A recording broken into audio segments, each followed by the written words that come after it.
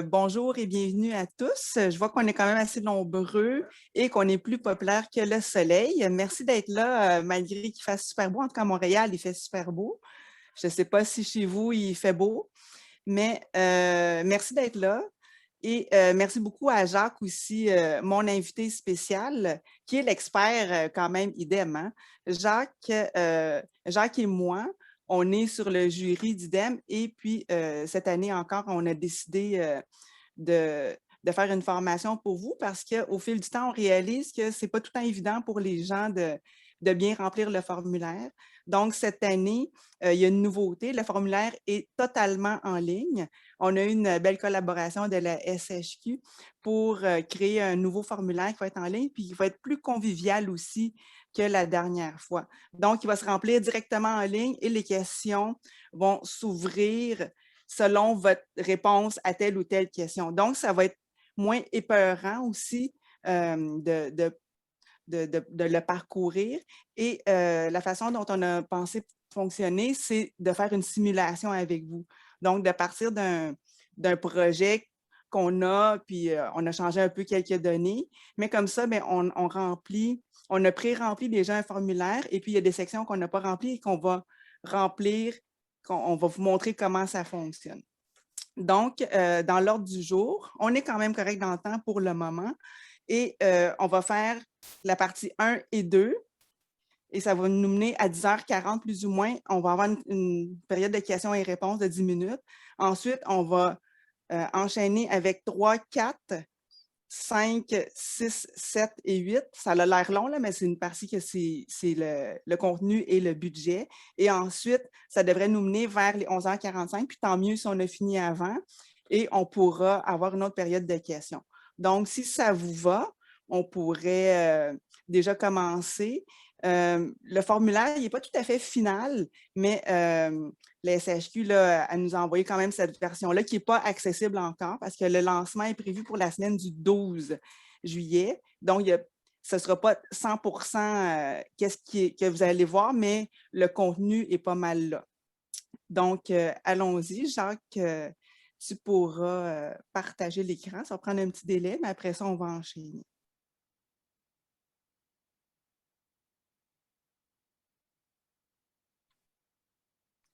On ne t'entend pas, Jacques.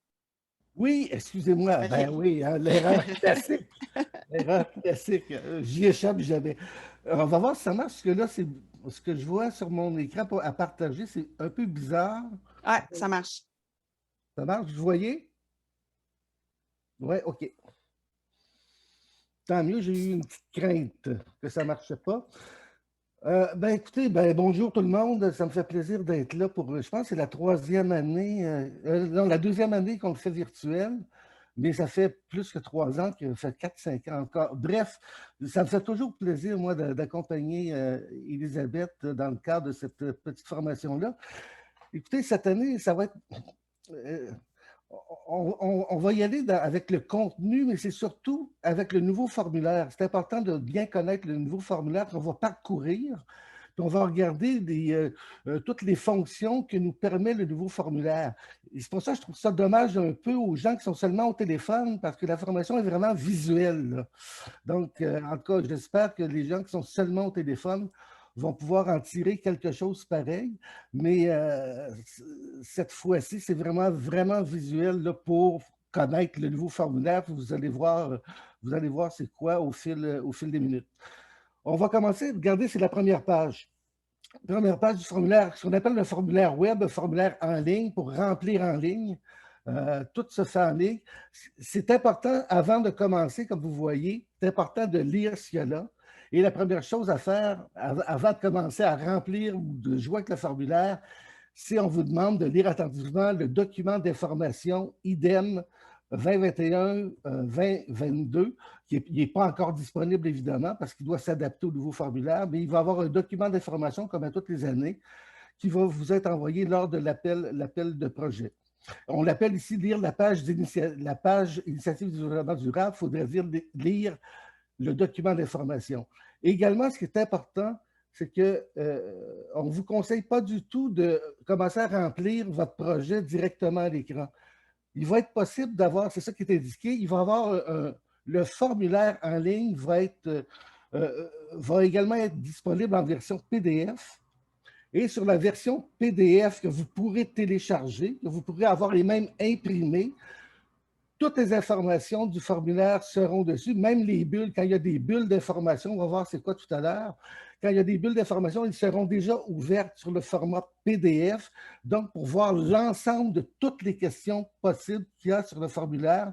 Et c'est avec ce document-là qu'on vous conseille de consulter vos membres pour être en mesure d'élaborer et de monter votre projet à partir du formulaire PDF. Et une fois que vous aurez consulté et réfléchi à votre projet et élaboré et monté votre projet, une fois que vous avez bien le contenu en main, c'est là, à la fin, complètement, vous allez sur le formulaire en ligne et vous rentrez les réponses aux questions que vous aurez déjà développées avec vos membres, avec le formulaire PDF. J'espère que je me fais bien comprendre. On n'a pas le formulaire PDF ce matin, mais c'est exactement la même chose que vous voyez à l'écran, sauf plutôt format PDF que vous pouvez, je le répète, télécharger et imprimer.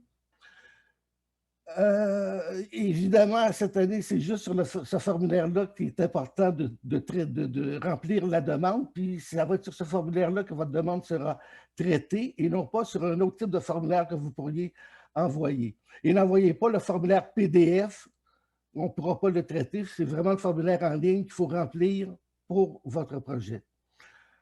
Il est important pour le formulaire en ligne de sauvegarder. Sauvegarder souvent vos données. C'est écrit au point 4 ici. Et on vous conseille qu'à chaque fois que vous allez passer une page, avant de changer une page, sauvegardez vos données. Parce que si vous ne sauvegardez pas vos données, puis vous quittez le formulaire, vous allez perdre vos données. Parce que c'est possible avec le formulaire, à partir du moment où vous allez sauvegarder une première fois, il va vous demander à quelle adresse courriel le système peut vous envoyer un lien d'accès pour retrouver votre formulaire. Donc, vous sauvegardez votre formulaire une fois, il y a un lien qui va vous être envoyé par le système et avec ce lien-là, si vous cliquez dessus, vous pourrez retrouver votre formulaire et continuer à travailler sur votre projet. Autrement dit, ce n'est pas obligé là, de le faire d'un coup. Vous pouvez le faire petit coup à petit coup sur le formulaire en ligne, mais ça vous prend le lien d'accès pour retrouver votre formulaire. Donc, sauvegardez vos données, très important.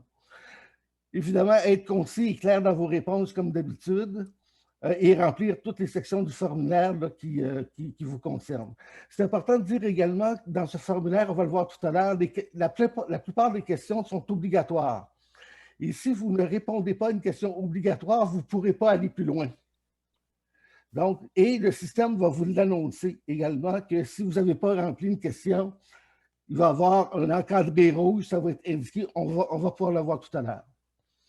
Ceci dit, on va commencer.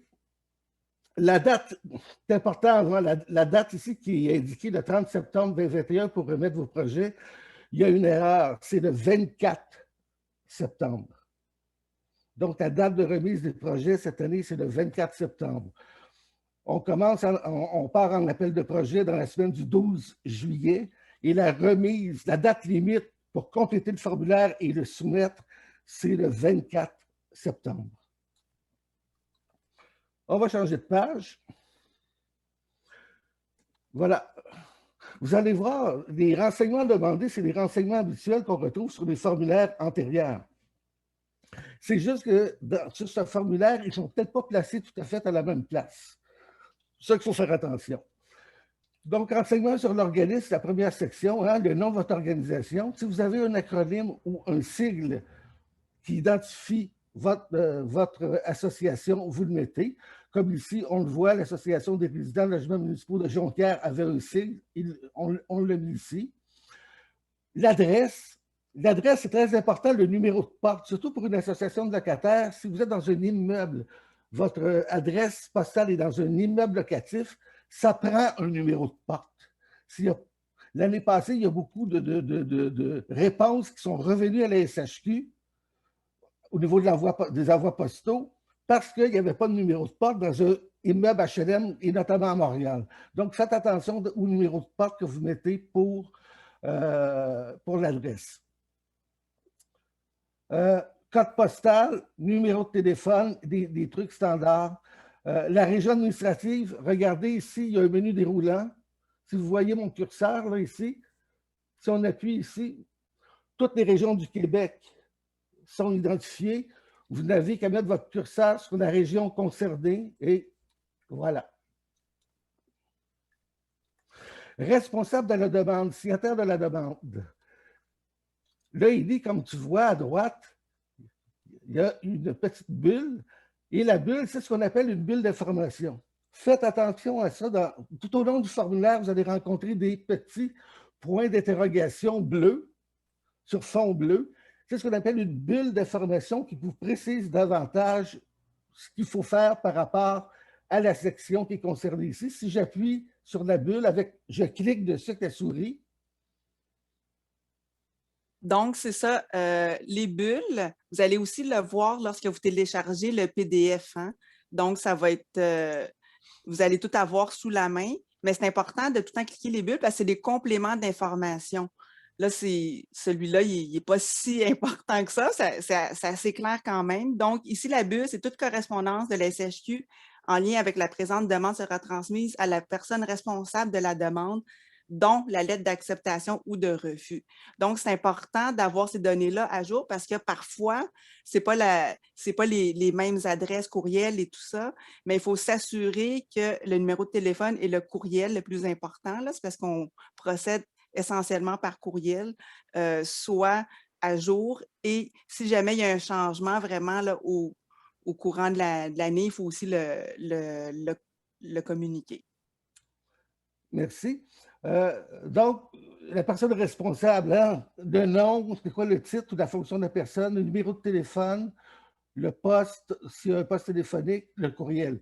Toutes les réponses ici sont obligatoires, sauf le poste téléphonique, évidemment, parce que ce n'est pas tout le monde qui a un poste téléphonique.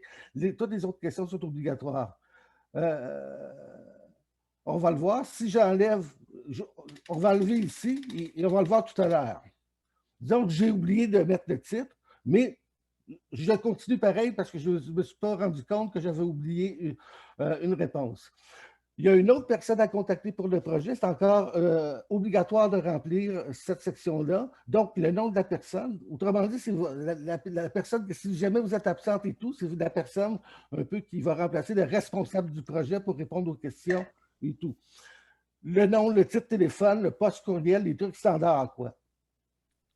Maintenant, le type d'organisme. Et là, il y a une petite bulle, encore une fois. Tu veux que je clique dessus tout de suite, Élie? Oui, si tu veux. OK. Voilà. Donc, justement, ça répond à une question qu'on a dans le chat. Ici, vous avez un menu qu'on appelle un menu déroulant ou un scroll. Et pour être admissible, votre organisme doit être obligatoirement soit un office d'habitation, une asso ou un CCR. Donc, Jacques, si tu veux montrer cela. Et puis, si vous ne cochez rien, à ce moment-là, vous ne serez pas capable d'avancer. Donc, c'est vraiment une obligation. C'est les seuls organismes qui sont admissibles. Donc, les gens qui ne sont pas regroupés en association ou ni représentés en CCR, ils ne peuvent pas, un locataire seul, en fait, ne peut pas déposer à IDEM. Entre autres, peut-être, j'avais aussi une question là, de la part de Catherine. Là. J'en profiterai peut-être de le mentionner ici. On n'avait pas prévu de parler de ça, mais IDEM, c'est vraiment un fonds pour encourager la prise en charge des locataires. Hein? Donc, c'est destiné, c'est le seul fonds qui est destiné exclusivement pour les locataires d'HLM. Donc, ça, c'est important de savoir. Et aussi, c'est vraiment basé sur essentiellement le bénévolat et la prise en charge des locataires et sur des projets qui sont porteurs et qui risquent d'essaimer ou d'encourager la prise en charge et la vie associative. Donc ça, on apporte vraiment une grande importance à ça. Et au fil du formulaire, là, vous allez voir aussi là, dans les questions, c'est des projets collectifs. Merci beaucoup. On va poursuivre. Jusqu'à maintenant, j'espère que c'est clair. Donc, faites attention quand vous allez sur le formulaire, comme on le voit, il y a des bulles. Allez voir les bulles, cliquez dessus. Et il y a des menus déroulants aussi. Donc, cliquez sur la petite flèche ici pour ouvrir le menu déroulant et choisir votre bonne réponse.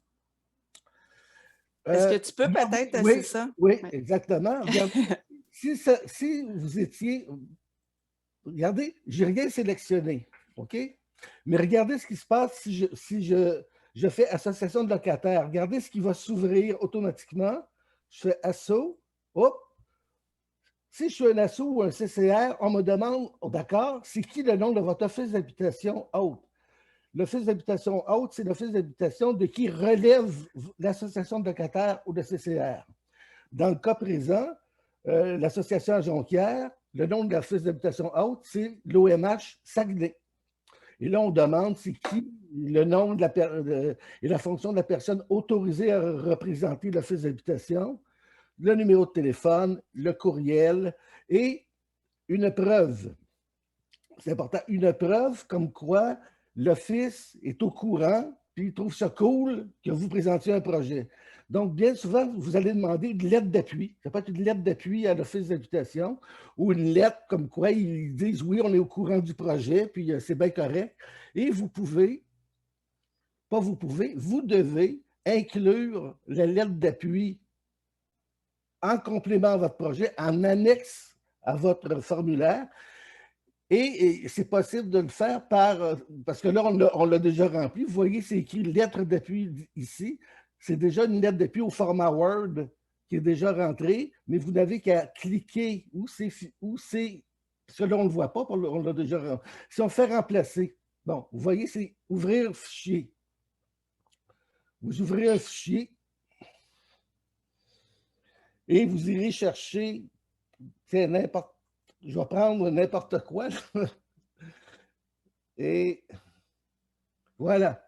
Là, j'ai rentré un autre document qui est un autre document au format Word, mais ça peut être n'importe quel format. Hein? Ça peut être format Word, format Excel, format PDF, peu importe. Mais ça prend une preuve et c'est là que vous allez attacher votre preuve et là, pour qu'elle soit envoyée en même temps que votre formulaire. Si vous étiez un office d'habitation, ben, comme vous êtes un office, vous n'aviez pas besoin d'avoir un autre office autre, vous êtes votre propre office. C'est pour ça que la question d'office n'apparaît pas ici. CCR, ça va apparaître également. Vous voyez? Pour les preuves ou des fichiers ou des documents à attacher à votre formulaire, vous n'êtes pas obligé de le faire immédiatement là. Hein? Vous savez, vous avez à soumettre un document qui atteste que l'Office est au courant de votre projet. Vous pouvez prendre en note et demander à l'Office de vous faire un document. Et plus tard, lorsque vous allez revenir sur votre projet pour le compléter, vous allez pouvoir inclure ou attacher votre fichier dans le formulaire à ce moment-là. Vous n'êtes pas obligé de le faire sur le moment. Là. Ça peut être plus tard. Comme je vous ai dit, vous allez avoir un lien pour toujours revenir sur votre formulaire. Si vous le fermez, après ça, vous cliquez sur le lien, vous allez revenir sur votre formulaire en ligne. Il n'y a pas de problème. Vous pouvez le faire au fil du temps comme ça. On demande après, et on le demandait dans les autres formulaires,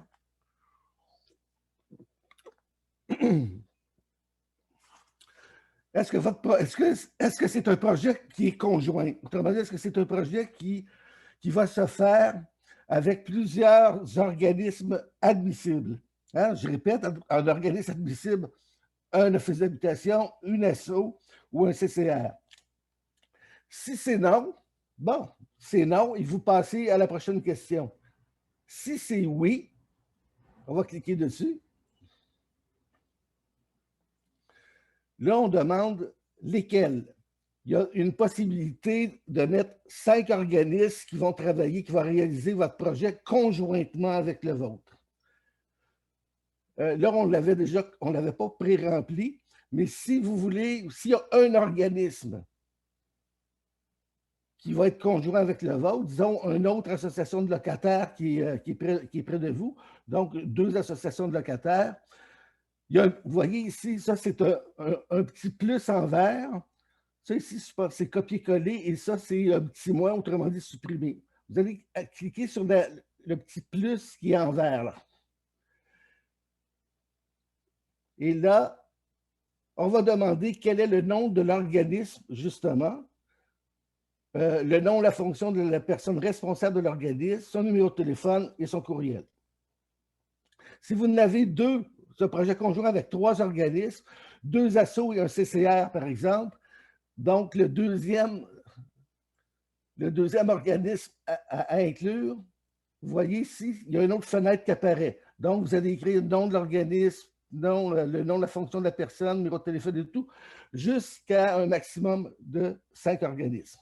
Si vous n'avez plus qu'à 5, ça doit être un gros projet, bien compliqué votre affaire. Mais bon, mais je pense qu'avec 5 organismes, en plus de l'organisme porteur, c'est suffisant.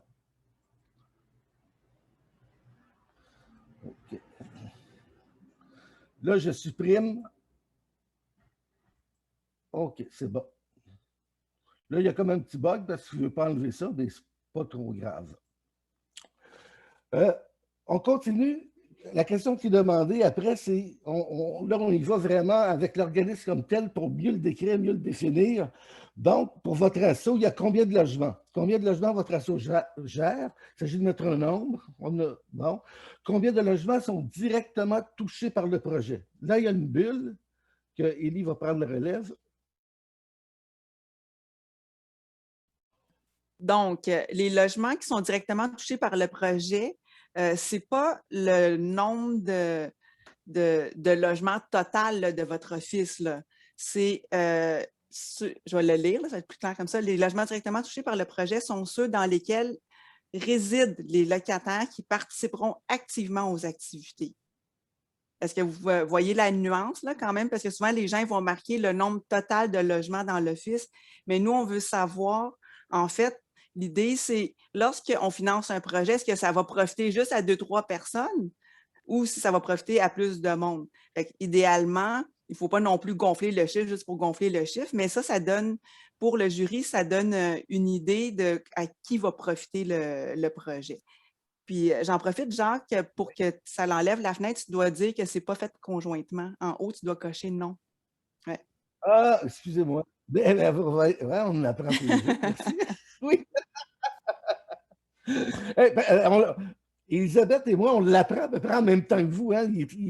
On l'a eu il y a quelques jours à peine. Là. On n'a pas eu le temps vraiment de vraiment jouer dedans. Bon, OK, merci beaucoup.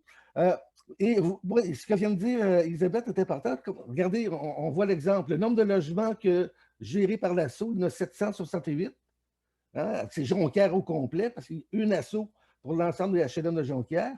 Mais le nombre de logements touchés, mais le projet, ils ne l'ont pas fait pour les 768 logements HLM.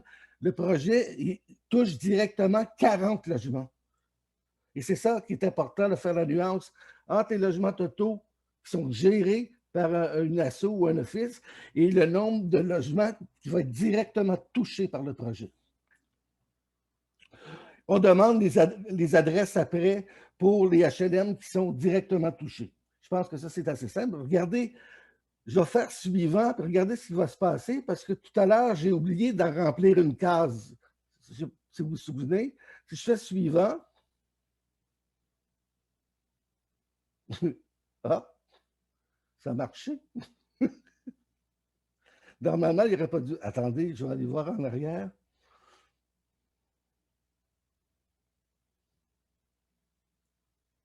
Ah, c'est au niveau du titre, peut-être. Si j'avais enlevé...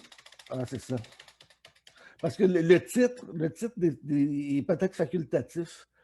Mais si j'enlève le courriel et j'essaie d'aller... Ah, vous voyez, le champ courriel est obligatoire et n'a pas de valeur. Autrement dit, il faut que je remplisse le champ courriel pour aller plus loin.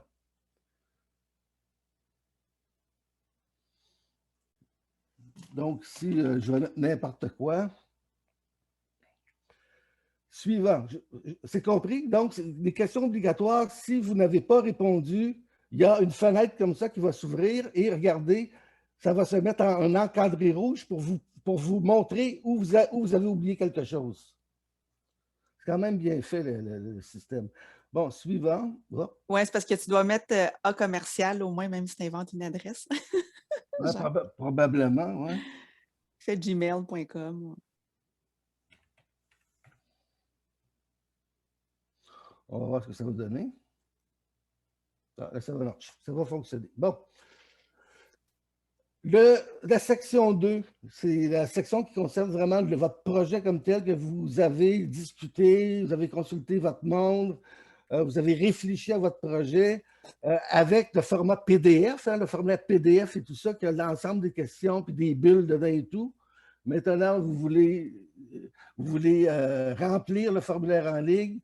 Là, on parle, ça va être toutes les questions suivantes vont concerner le projet comme tel. On veut savoir qu'est-ce que vous voulez faire. Donc, le titre du projet, il y a une petite bulle.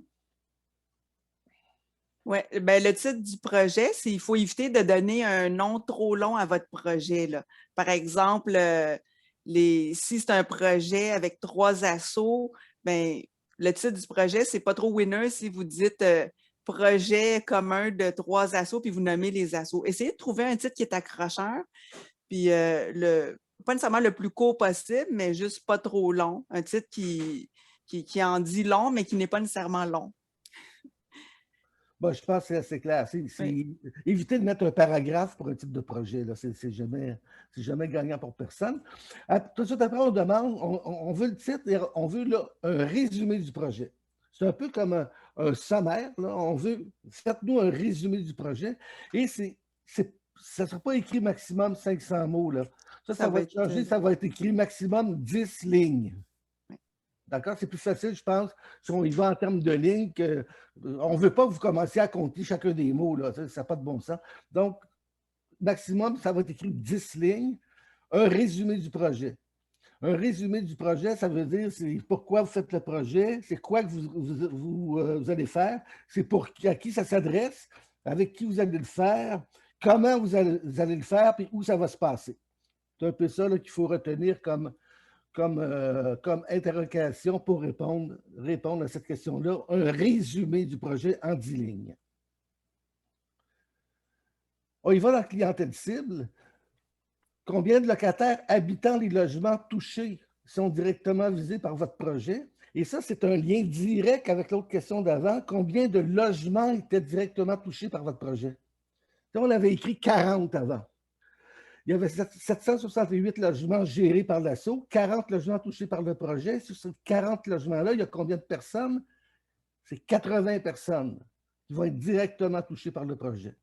Je ne sais pas si vous me suivez, là, mais il y a un lien, il y a une logique là-dedans.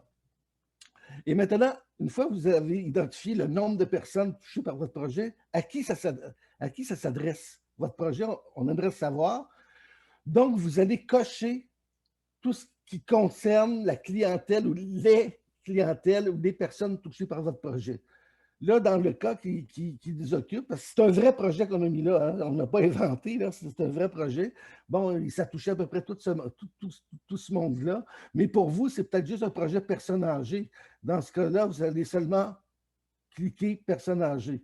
Si c'est seulement des familles, vous allez cliquer seulement famille. Mais vous pouvez cliquer plus qu'une clientèle qui est nommée là. D'accord? Si vous cliquez famille, oui, ça c'est important. Si j'enlève famille, bon. Personne âgée, ça va. On clique personne âgée, il ne se passe rien d'autre. Personne seule, non plus. Communauté culturelle, vous allez voir en bas, hop, ici, on demande préciser. Préciser, puis préciser, pas écrire tous, là, mais préciser dans le sens de quel pays ils viennent.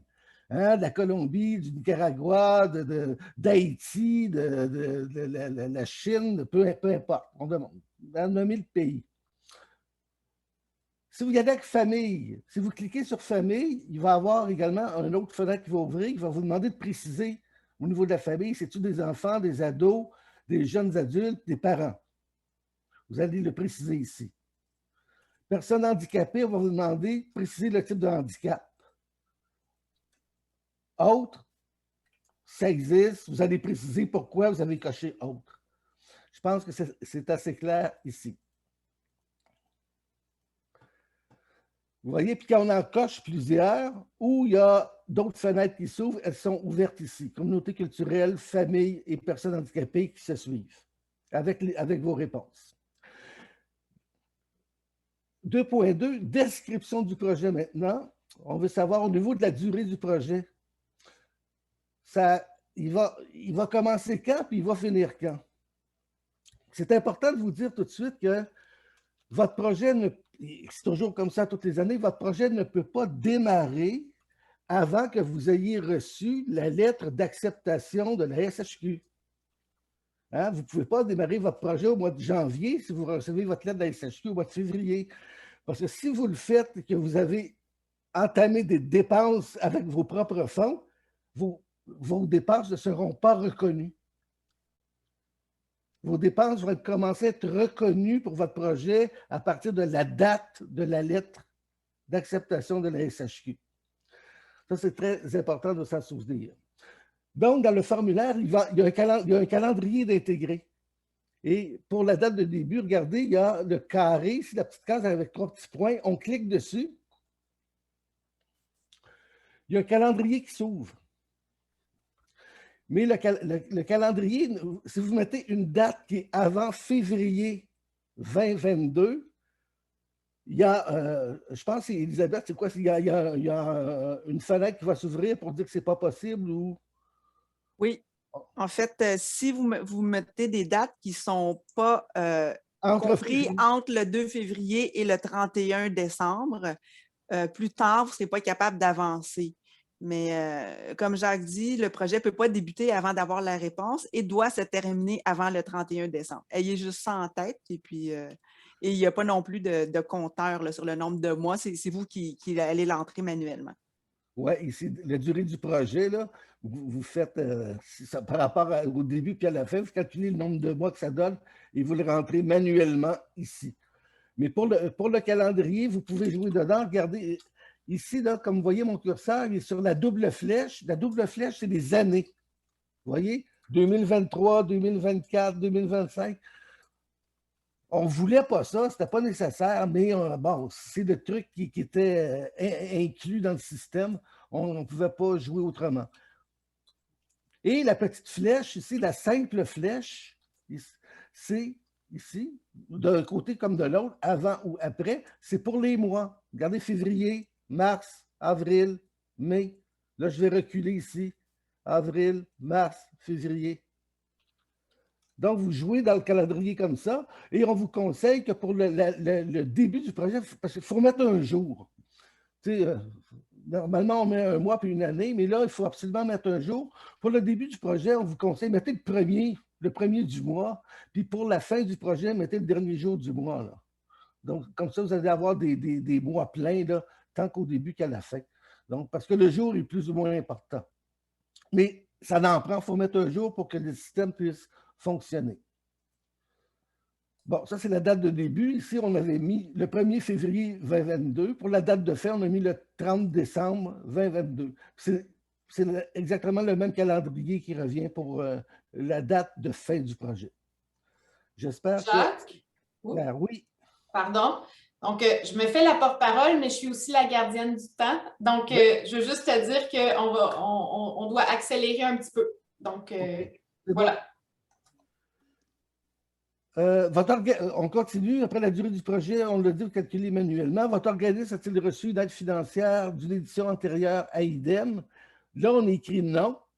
OK, c'est non, c'est non. Mais si on avait dit oui, il y a d'autres fenêtres qui rouvrent. On demande pour quelle année? On demande toujours les 3 dernières années. C'est-tu 18, 19, 19, 20, 20, 21? Si on dit c'est l'année passée, 2021, on clique dessus. Et là, il y a encore une fenêtre qui rouvre. On demande c'était quoi le titre du projet et le montant que vous avez reçu comme financement. C'est la même chose pour les 2 autres années.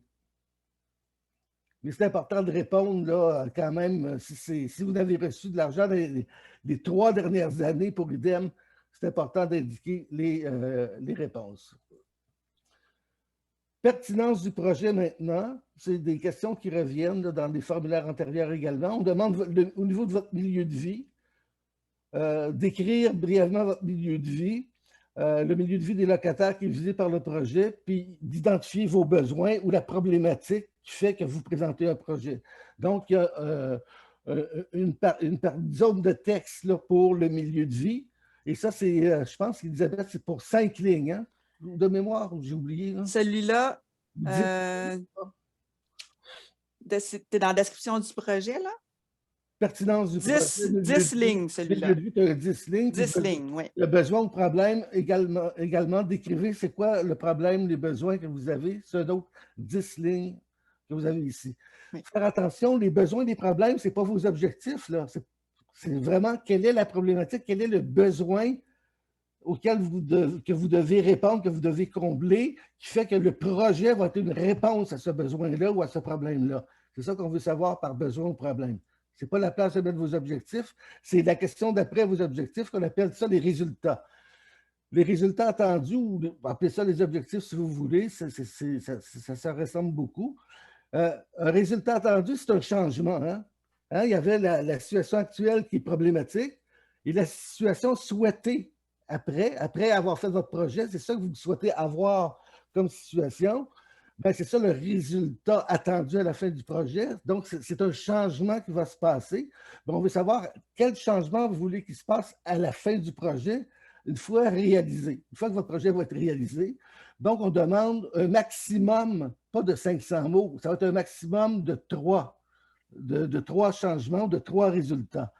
Comme vous voyez, on vous conseille de les noter comme ça. 1, le premier, le deuxième et le troisième s'il y a lieu. Il pourrait en avoir seulement 2 également, mais on demande un maximum de 3 résultats attendus pour votre projet.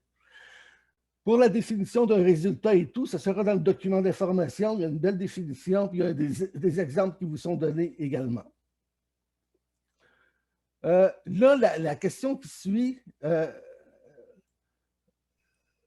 je pense qu'elle va être renommée à 3. C'est vraiment la question, la grosse question, une des grosses questions du formulaire. C'est qu'on vous demande, c'est quoi votre projet finalement? C'est quoi les activités que vous voulez accomplir pour atteindre des résultats? Puis on vous demande d'expliquer ce que vous voulez faire concrètement dans votre projet. Hein? Vous demandez, c'est quoi votre projet? Ce qui est différent du résumé. Le résumé, c'est un résumé, mais là, on veut un peu plus de détails. Comment vous allez vous y prendre? Qu'est-ce que vous allez faire dans votre projet? C'est un peu ça qui est demandé ici. Moi, j'attirerais votre attention, si tu permets, Jacques, là-dessus. Cette partie-là, ça va être renommé, pour être plus clair, là, ça va être 2.5, ça va être renommé description du projet. Je pense que ça va être plus clair là, dans l'idée des gens. Mais faites attention à ce que nous, on appelle là, des projets, pas de projets. IDEM ne finance pas peut-être un projet. Donc, IDEM ne finance pas des démarches pour peut-être atteindre un projet. Ça, malheureusement, ce n'est pas dans les objectifs d'IDEM parce que IDEM finance des projets, donc un budget qui va aller avec des activités, mais on ne peut pas… on a vu plusieurs projets que c'était des consultations et on ne saura pas quoi faire encore. Donc, c'est impossible de monter un budget si on ne sait pas c'est quoi les activités qui vont venir avec. Fait que faites attention à ce type de projet-là, des projets qu'on appelle des consultations ou des démarches.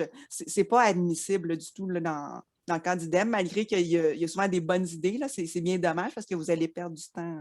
Mais lisez bien le document d'information, c'est indiqué noir sur blanc que les consultations, ce n'est pas un projet dans le cadre de IDEM.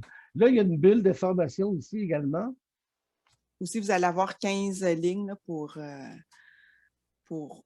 écrire. Là. Tenez-vous-en ici à la description des activités, les informations telles que les objectifs du projet ou encore les besoins auxquels vous souhaitez répondre par l'entremise de votre projet doivent être écrits ailleurs dans le formulaire. Si le projet comprend plusieurs activités, assurez-vous d'avoir une ligne directrice ou un fil conducteur qui relie avec cohérence l'ensemble des actions. Ça, c'est très important, cette petite bulle-là, parce que aussi, IDEM ne finance pas des activités régulières. Si vous faites des bingos à toutes les semaines, puis si vous faites des cafés-rencontres à toutes les semaines depuis des années, c'est malheureusement pas admissible là, dans le cas d'IDEM. IDEM finance vraiment des projets, c'est des initiatives, des nouvelles initiatives ou parfois même des phases 2 d'une initiative s'il y a une plus-value. Donc, il faut vraiment qu'il y ait s'il y a plusieurs phases ou plusieurs activités, il doit y avoir un fil conducteur qui relie ces activités-là. Par exemple, si vous faites une plantation, jardin communautaire, bien là, ça a du sens. Si vous dites jardin communautaire, ensuite, on fait des repas communautaires, puis après, on fait une fête. Ça a du sens. Mais vous ne pouvez pas dire jardin communautaire, fête Saint-Valentin, fête d'Halloween, fête de Noël. Oui, c'est des belles activités, mais ce n'est pas finançable nécessairement dans le cadre de IDEM. OK, on continue. Autre page, on va voir si tout a été bien rempli. Oui. Là, on est rendu au calendrier de réalisation. Ceux qui avaient l'habitude des anciens formulaires IDEM, je ne sais pas si vous vous souvenez, c'était vraiment là, dans un cadre, c'était vraiment dans un cadre avec des colonnes puis des lignes, puis chaque truc était là. Un formulaire en ligne, on ne peut pas faire ça. Il faut y aller étape par étape. Et on va regarder ça rapidement. Mais est-ce que c'est les mêmes questions qui vous sont posées, mais présentées d'une autre façon? C'est exactement les mêmes questions. On vous demande, vous avez jusqu'à possibilité de mettre 12 activités. Calendrier de réalisation, c'est de présenter quelles sont les principales, je dis bien, les principales activités de votre projet. Vous pouvez en identifier jusqu'à 12. Vous n'êtes pas obligé d'aller jusqu'à 12. Si vous en avez 5, vous en avez 5, mais vous pouvez aller jusqu'à 12. Le nombre d'activités, la date de début, la date de fin. Encore une fois, regardez le calendrier qu'on retrouve et le calendrier qu'on retrouve pour la date de fin de votre activité. La fréquence. La fréquence, ça veut dire votre activité, est-ce que vous la faites une fois puis c'est fini, ou à chaque semaine, vous allez la faire, ou elle revient une fois par mois ou 2 fois par mois. Regardez, il y a un menu déroulant ici, vous choisissez la fréquence que vous voulez pour votre activité. Aux 2 mois, aux 2 semaines, aux 4 mois, aux 6 mois, aux 3 mois, vous avez un choix là, passablement élargi pour vous retrouver là-dedans. Le nombre estimé de participants, c'est très important parce que ça va servir au rapport final de réalisation. On va vous demander, par rapport à ce qui est estimé, c'est quoi réellement le nombre de participants. Donc ici, ce n'est pas du n'importe quoi qu'il faut mettre, il faut vraiment réfléchir, il faut que ça soit réaliste. Et le responsable de l'activité, c'est qui? L'ASSO, un comité, le CCR, l'Office d'habitation, autre. Ce qu'on entend par autre, bien souvent, c'est l'organisme communautaire qui pourrait vous appuyer, avec qui vous avez une entente de collaboration, une entente de service qui vous appuie pour vous encadrer, pour vous former, pour vous aider à réaliser l'activité. C'est ça, autre. Ce serait l'organisme communautaire. Donc, vous avez ça pour une douzaine d'activités ici. Et il y a au moins 3 activités que vous devez identifier obligatoirement. Donc, votre projet ne peut pas être en bas de 3 activités, mais il peut y aller jusqu'à 12 activités.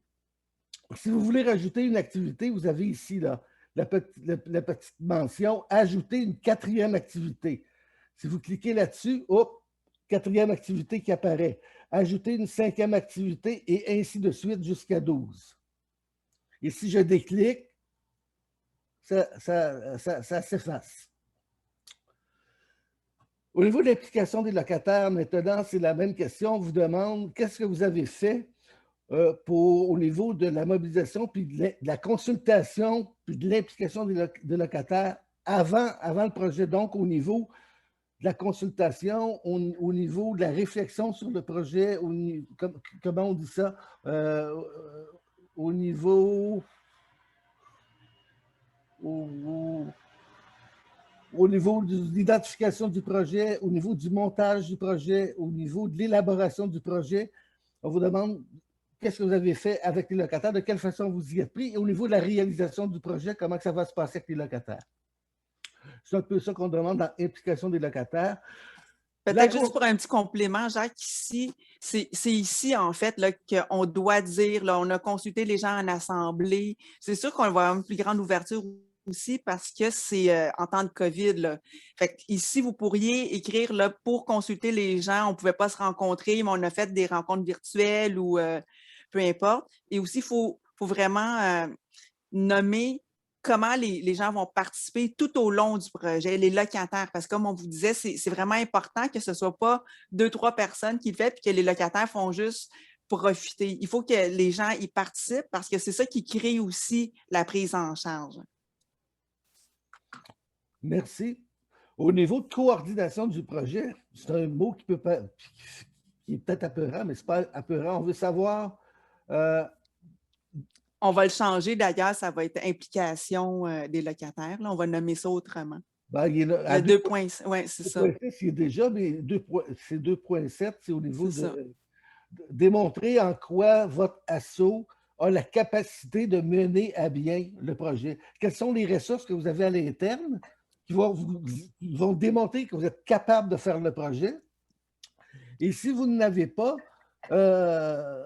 c'est quoi les appuis externes que vous connaissez qui pourraient pallier à votre manque d'expertise à l'interne? C'est un peu ça la question. Autrement dit, comment vous allez vous y prendre pour être vraiment en mesure de réaliser le projet? C'est ça la question.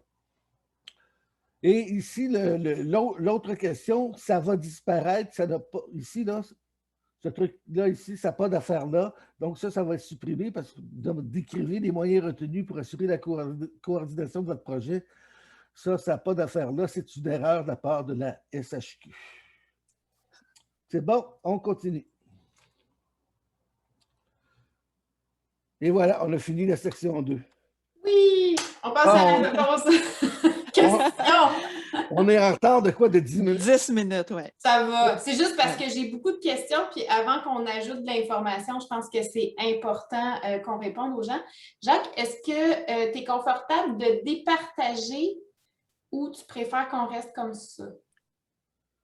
Reste parce que ça va être long avant de revenir. Ça y prend du temps avant de... Ouais, OK, c'est ça que je pensais. OK, donc je vais y aller avec les questions du chat et j'ai une main levée, mais je vais débuter par les questions qui sont en attente depuis un bon moment. Donc, la première question, là, ça concerne le tout début. Au niveau des lettres d'appui, est-ce que si on n'a pas de lettre d'appui de l'Office, est-ce que c'est obligatoire? On peut avoir une lettre d'appui d'une autre organisation. Est-ce que ça va fonctionner? Je vais vous en faire parce que les deux, vous allez répondre. Quelques-unes en rafale, OK? Donc, est-ce qu'on a besoin d'avoir une lettre d'appui de l'Office de façon obligatoire? Ensuite, on a Joanne qui nous demandait est-ce qu'on a besoin d'un numéro d'enregistrement pour faire une demande, hein, parce qu'il y a certaines subventions du gouvernement qui demandent d'être enregistrées au registraire des entreprises. Donc, est-ce que c'est le cas d'IDEM? Deuxième question. Puis, l'autre question, est-ce qu'un CCR a plus de chances d'être sélectionné qu'une association? On voit qu'on est dans le début là, de la présentation. Donc, je ne sais pas qui souhaite répondre. Bon, je peux répondre, c'est pas compliqué. Là, je vois que quelqu'un a confondu la lettre d'appui de l'Office avec les lettres d'appui des autres organisations. Pour les lettres d'appui qu'une organisation, que votre député ou que peu importe vous donne pour votre projet, ça, on n'est même pas rendu là encore. Ça va être un peu plus loin. Moi, quand je parlais de la lettre d'appui de l'Office, c'est que votre projet, si vous êtes un asso ou un CCR, votre projet doit être connu de l'Office d'habitation, parce que n'oubliez pas, c'est l'Office d'habitation, si votre projet est accepté, qui va vous verser l'argent. L'Office est imputable de l'argent versé. Donc, c'est important que l'Office soit au courant de votre projet avant que vous le déposiez. Et là, tout à l'heure, j'ai parlé d'une lettre d'appui. Ça prend une preuve comme quoi l'Office est au courant que vous allez déposer un projet. Ça peut être une lettre de consentement, ça peut être une lettre de reconnaissance pour dire oui, je reconnais que l'asso va déposer un projet, je leur souhaite bonne chance. Peu importe le nom qu'on lui donne, ça prend une preuve comme quoi l'Office d'habitation est au courant de votre projet. Parfait. Ça n'a rien à voir avec les lettres d'appui comme on connaît de façon standard. D'accord? OK. Pour le numéro d'enregistrement, non, ce n'est pas obligatoire parce qu'il n'y a pas beaucoup d'associations de locataires qui ont des numéros d'enregistrement. Donc, absolument pas, il n'y a aucun problème là-dedans. Maintenant, est-ce qu'un CCR a plus de chances qu'une asso? Non, on ne juge pas l'organisme qui dépose, on juge la qualité du projet. Super. C'est très clair, Jacques. On voit l'expérience ici.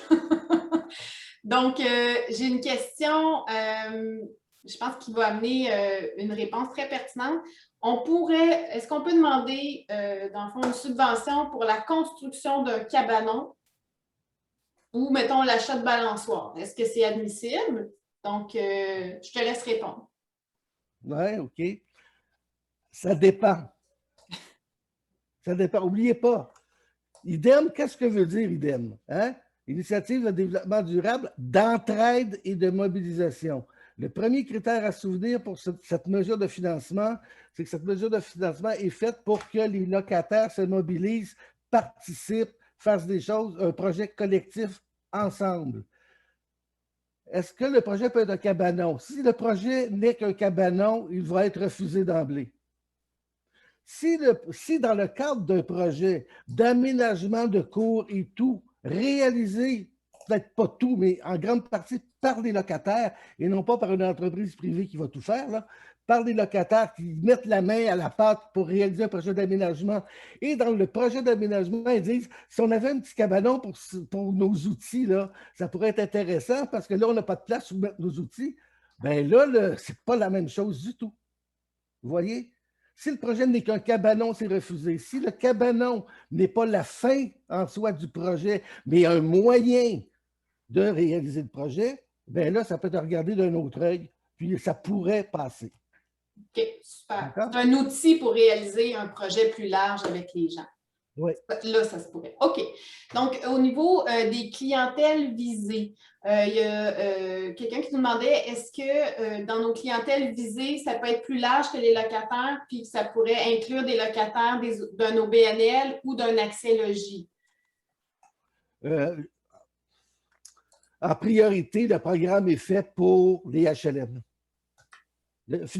Parce que le financement du projet vient du programme HLM.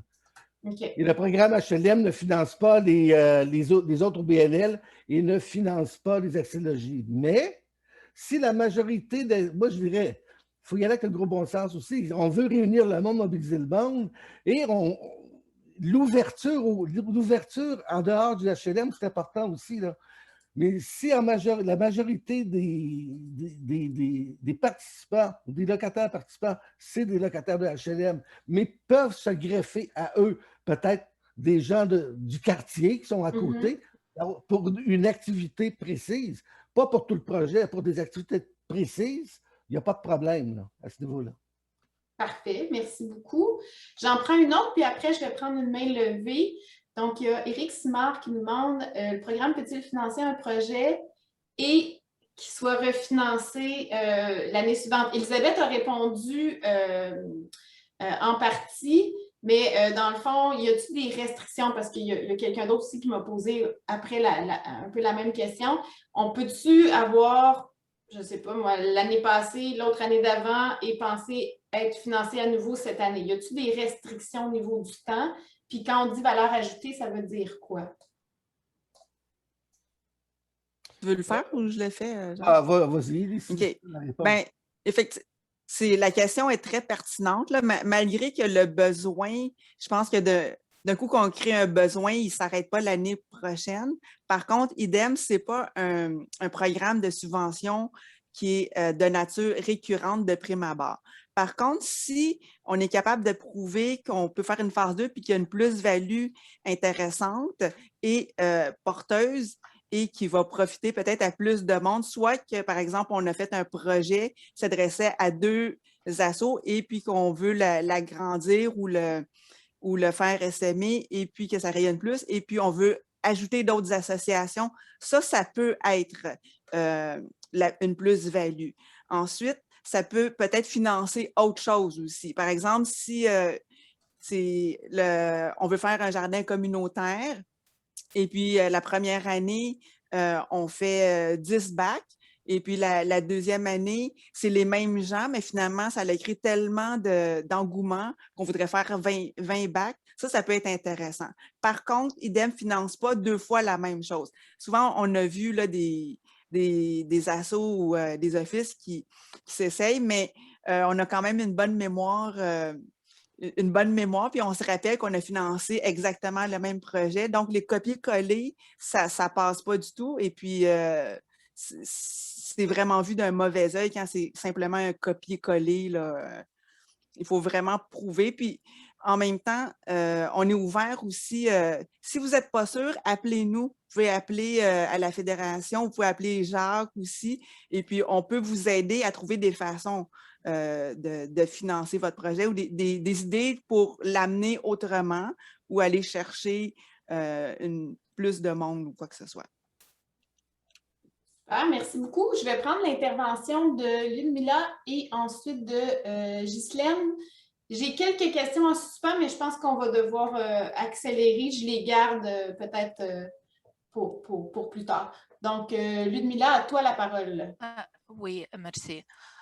J'ai vu une question intéressante de Selma. Et si on n'est pas l'association, est-ce que j'imagine qu'on pourrait passer par un organisme comme coalition pour faire, par exemple, le projet pour tous les locataires qui ne sont pas en association? Ah, j'ai mal saisi. De quel organisme vous parlez? Non, ben moi, j'ai compris la question. Ça va peut-être aller plus vite, je vais répondre. Vraiment, les seuls organismes admissibles, ce sont les associations, les CCR ou les offices. C'est exclusif, là. Ceux qui ne sont pas encore organisés, malheureusement, ils ne sont pas admissibles. Il faut vraiment que ce soit une association, un CCR ou un office. Reconnu par l'Office d'éducation. Oui. C'est très clair. Donc, Ghislaine Lefebvre, Madame Lefebvre, à vous la parole. Oui, bonjour. Écoutez, tu m'as donné un peu la réponse. Accès-Logis ne fait toujours pas partie, même si on est avec une office. On va faire quoi? Qu'est-ce qu'on peut faire? Quelle barrière qu'on peut tomber? Regarde, c'est épouvantable. Accès-Logis, là, on ne peut pas rien demander n'importe où. Oui, on a un office.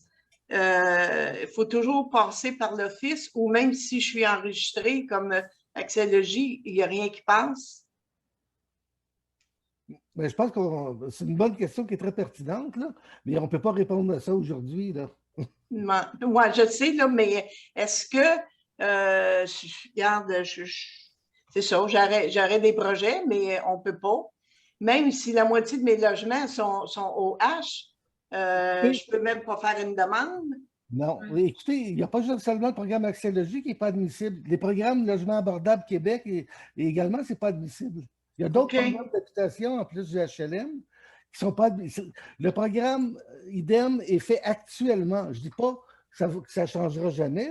Oui. Ça change, tant mieux pour tout le monde, mais actuellement, il est fait pour le programme HLM exclusivement parce qu'il est financé avec des fonds du programme HLM dont la majorité vient du fédéral. Si le fédéral se rend compte que ces fonds-là, ils servent à autre chose, le gouvernement du Québec va se faire taper ses doigts correctement. OK.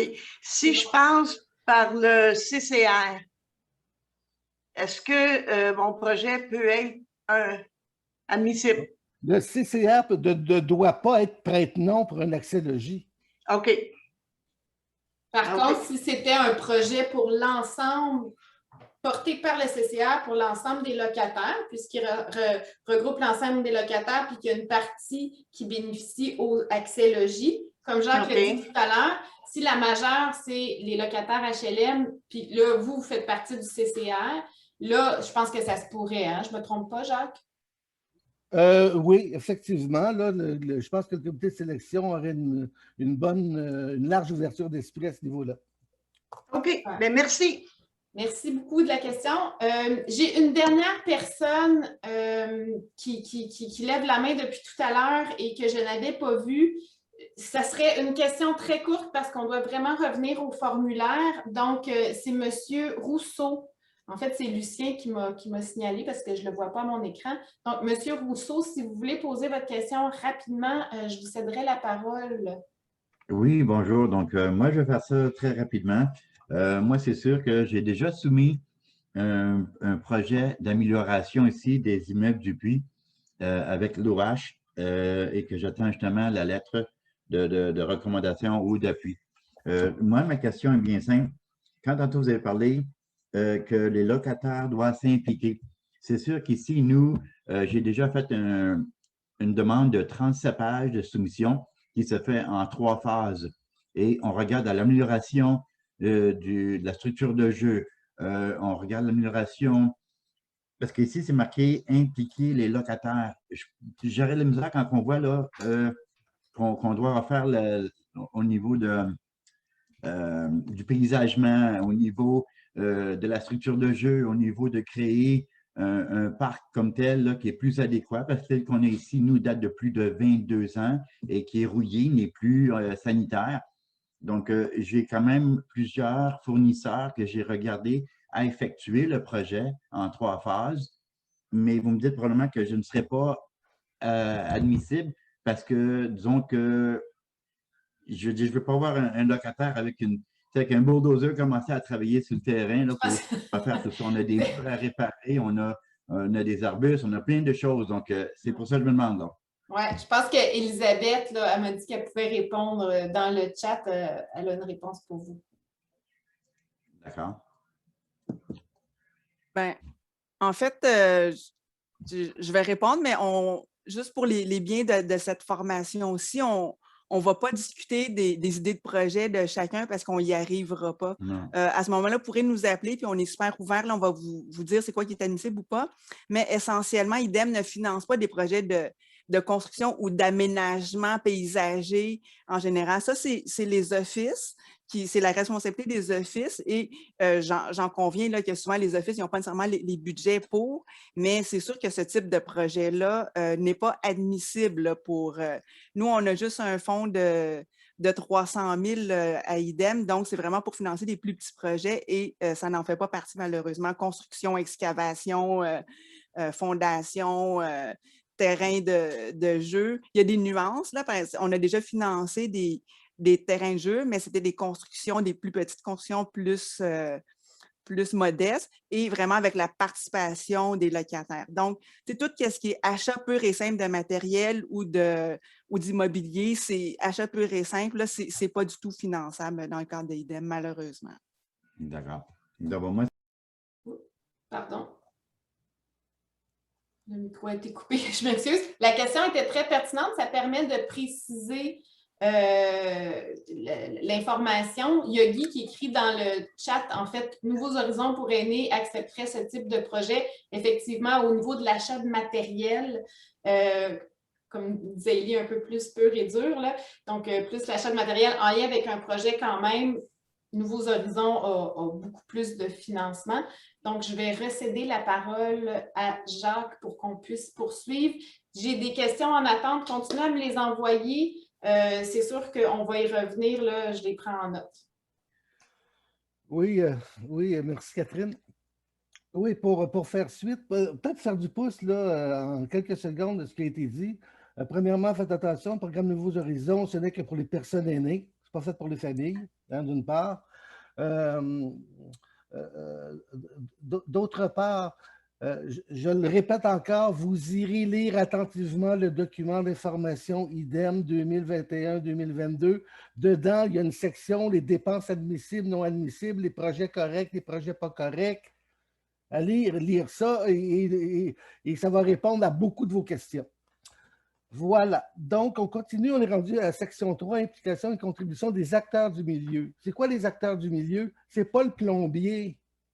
Ce n'est pas l'électricien qui va venir dans votre projet. Les acteurs du milieu, c'est les organismes, c'est les organismes communautaires qui vont venir vous aider si vous en avez besoin. Ce n'est pas tous les projets qui ont des ententes de collaboration ou de services avec des organismes communautaires. Mais s'il y en a qui viennent vous aider, ça peut être même si vous êtes un asso, ça peut être même l'Office d'habitation, qui est un acteur du milieu qui va vous donner un coup de main à votre projet. Cette section-là s'adresse à ces organismes-là. Donc, la collaboration des partenaires, hein, je suis rendu ici, là, collaboration des partenaires. Si le projet implique la collaboration d'acteurs du milieu pour vous aider à le réaliser, on vous demande de les identifier, hein, et d'indiquer la nature de leur contribution en ressources humaines ou matérielles, pas en ressources financières. Là, c'est la contribution des organismes qui vont vous aider. Ils vont vous prêter un local, ils vont vous prêter un ordinateur. L'Office d'habitation va dire à son agent communautaire, va leur donner un coup de main X heures par semaine, ça va être sur mon bras et tout ça. C'est ce genre de contribution-là qu'on veut savoir de la part des organismes communautaires qui pourraient vous aider. Contribution humaine ou matérielle. Si un organisme vous donne de l'argent financièrement pour votre projet, ça va être au budget qu'on va voir ça. Ce n'est pas là-dedans. Ça, c'est ressources humaines et matérielles. Et là, il y a une petite bulle en haut que je vais ouvrir et Elisabeth va nous dire c'est quoi. Ton micro. Est-ce que vous m'entendez? Oui. OK. Dans le guide dont Jacques parlait, là, qui va être téléchargeable, il va avoir un modèle à l'annexe. Là, ce ne sera peut-être pas l'annexe C, là, mais il va avoir une lettre d'engagement, un modèle de lettre d'engagement. Donc, une lettre d'engagement, ça va être bien important. Ce n'est pas une lettre d'appui. Une lettre d'engagement, c'est vraiment un organisme qui dit « Je m'engage à offrir X, Y, Z, soit prêter un local, soit prêter une ressource, soit prêter du matériel ou donner du matériel. » C'est ça, une lettre d'engagement qui dit clairement c'est quoi l'apport de l'organisme partenaire. Parce que pour faire du pouce, c'est ce que je viens de dire, c'est très important. Pour chaque partenaire que vous allez identifier dans cette section-là, ça prend une lettre d'engagement qui est obligatoire. Si vous nommez un organisme et vous ne joignez pas une lettre d'engagement, le comité de sélection ne tiendra pas compte de l'apport de l'organisme. Ça, c'est très important. Donc, si vous dites que tel organisme communautaire va venir nous aider à réaliser notre projet de jardin, l'organisme devrait vous donner une lettre d'engagement que vous allez joindre ici. Vous voyez? Là c'est comme tout à l'heure, on a déjà joint comme un document prouvant qu'il y a une lettre d'engagement d'un organisme. Donc, il s'agit de faire comme tantôt là, pour la lettre de reconnaissance de l'Office. Il s'agirait de joindre vos lettres d'engagement pour chacun des partenaires que vous allez identifier dans cette section. Et je répète, vous n'êtes pas obligé d'identifier le partenaire et de joindre immédiatement la lettre d'engagement. Vous pouvez identifier le partenaire, correspondre, communiquer avec l'organisme qui va vous aider pour dire, écoute, ça me prend une lettre d'engagement. Pour t'aider, j'ai un modèle. Le modèle que vous allez prendre dans le document d'information UDEM, vous y envoyez le modèle, lui, il remplit ça, il vous retourne la lettre d'engagement et vous la joignez à votre formulaire à cette section-là. Vous pouvez identifier de mémoire jusqu'à 8 partenaires. C'est vraiment beaucoup, beaucoup, beaucoup, là. Mais vous avez une possibilité jusqu'à 8 partenaires. Et si vous en avez 2, regardez en bas, c'est comme tout à l'heure, la même logique, ajoutez un deuxième partenaire. On clique dessus, il y a une deuxième fenêtre qui rouvre, c'est écrit partenaire 2. C'est quoi son nom? Le type de contribution humaine ou matérielle. On vous demande une description. On nous demande de joindre la lettre d'engagement. Voulez-vous ajouter une autre contribution à ce partenaire? On va revenir à celui qui a été déjà indiqué. Donc, pour l'assaut de Jonquière, le nom du partenaire, ça va être l'Office de Saguenay. Ils vont faire quoi? Eux, ils vont faire type de contribution humaine. Description, c'est le travailleur social 1 à 2 heures par semaine qui va accompagner les locataires dans le cadre de la réalisation de leur projet. Hein? Donc, il va y avoir une lettre d'engagement de l'Office qui va mentionner ce que va faire l'Office, comme il s'engage à quoi dans le projet. C'est ça qu'on demande. Si l'Office également avait une autre contribution, disons, matérielle, là c'est humaine, matérielle, il y a la question ici, ajouter une autre contribution pour ce partenaire, on va dire oui. Le type de contribution, là, on va dire humaine, plutôt matérielle. Et là, on n'a qu'à décrire pour dire, disons, ça peut être un prêt de local et des outils pour le jardinage. Ça peut être quelque chose comme ça qui va être la contribution de l'Office. Et en même temps, on demande une lettre d'engagement, mais là, ne demandez pas une lettre d'engagement pour un partenaire pour l'ensemble des apports qu'il va vous donner. Ça va être une seule lettre pour l'ensemble des apports. Hein, s'ils vous donnent une contribution humaine et matérielle, qu'ils mettent tout ça dans la même lettre. Vous comprenez? Et non pas d'envoyer 2 lettres pour dire contribution humaine, une autre contribution matérielle. Ils mettront ça dans les deux, dans la même lettre d'engagement. Si c'est le même partenaire, évidemment. Donc, c'est un peu ça la section ici. On veut identifier les acteurs du milieu, les organismes qui vont vous appuyer dans la réalisation du projet au niveau à part matériel ou à part humain, pas financier. Nos lettres d'appui, que la personne avait posé des questions, c'est à cette section-ci, lettre d'appui morale. Hein? Une lettre d'engagement, c'est vraiment un engagement de partenaire. Il nous dit c'est quoi là, il va faire.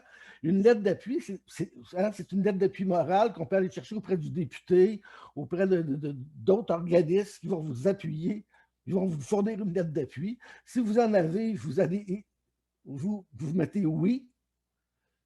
Et lettre d'appui 1. Le nom du partenaire, la lettre d'appui, on demande de la joindre. Donc, vous allez joindre votre lettre d'appui en attaché, en annexe au projet. Si vous avez 2 lettres d'appui, ajoutez une 2e lettre d'appui ici, ajoutez une 3e lettre d'appui. Je pense que vous avez... Ça peut aller jusqu'à 6 lettres. Jusqu'à 6 lettres d'appui. Mais c'est toujours sur le même principe. Jacques, oui. Je regarde le temps avancer, puis on a pris du retard. Il va falloir un petit peu accélérer le pas, parce qu'il est déjà 11h15. Oui. Oui, mais après, ça va assez vite. Je pense qu'il n'y a pas trop de questions à ouvrir. Une fois, on a réglé les lettres d'appui, vous pouvez en mettre, il n'y a pas de problème, mais ce n'est pas obligatoire d'en avoir des lettres d'appui. C'est un atout à votre projet. Les retombées et pérennité du projet, on veut savoir quels sont les impacts. C'est les mêmes questions qu'il y avait dans les formulaires passés. C'est quoi l'impact du projet sur la capacité des locataires à se prendre en charge? Vous devez réfléchir et répondre à ça. Il y a un 5 lignes qui est permis pour ça. Et quels sont après les impacts du projet sur la qualité de vie en HLM? Normalement, si vous faites un projet, c'est pour améliorer ou les conditions des locataires ou la qualité de vie en milieu HLM. On vous demande si votre projet va servir à quoi à ce niveau-là.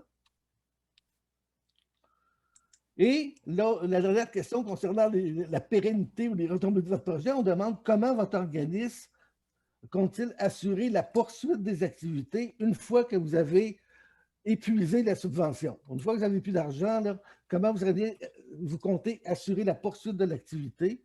Et là, il y a une petite bulle. Donc, vous écrivez comment vous voulez faire durer votre projet. Et sur la petite bulle, Elisabeth va oui, ça, c'est pour IDEM, mais c'est pour n'importe quelle source de financement des bailleurs de fonds. Les bailleurs de fonds, ils n'aiment jamais ça quand votre projet, pour la suite que vous répondez, on va faire une autre demande IDEM.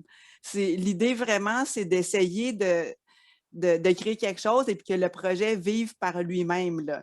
À la limite, ça pourrait dire, on va peut-être faire une demande pour phase 2, mais on va s'adjoindre d'autres partenaires pour effectuer une grande pente, puis il va y avoir une petite partie à financer par IDEM, mais même si vous le pensez, je ne vous suggère pas de l'écrire parce que ça ne vous donne pas des bons points là, pour la suite des choses. OK, on continue. Bon, informations et documents supplémentaires, c'est si vous avez d'autres informations supplémentaires à donner, et ça, c'est une partie qui est facultative, vous l'indiquez dans cette case-là, informations supplémentaires. Sinon, si vous avez des documents supplémentaires que vous voulez joindre, preuve d'acquisition d'équipements ou de matériel d'occasion, une preuve de prix pour des dépenses d'équipement ou de matériel de moins de 1 000 $, des photos des achats d'équipements ou de matériel prévus. C'est tous des trucs pour bonifier la présentation de votre projet pour que le comité de sélection ait une meilleure idée de ce que vous voulez faire. Vous pouvez joindre des documents supplémentaires et c'est à cette partie-là que vous les joignez par un fichier Word, un fichier Excel, un fichier PDF, des photos. Vous pouvez envoyer des formats photos. Aussi, il n'y a pas de problème. Donc, vous vous servez de la section 4.2 pour ça.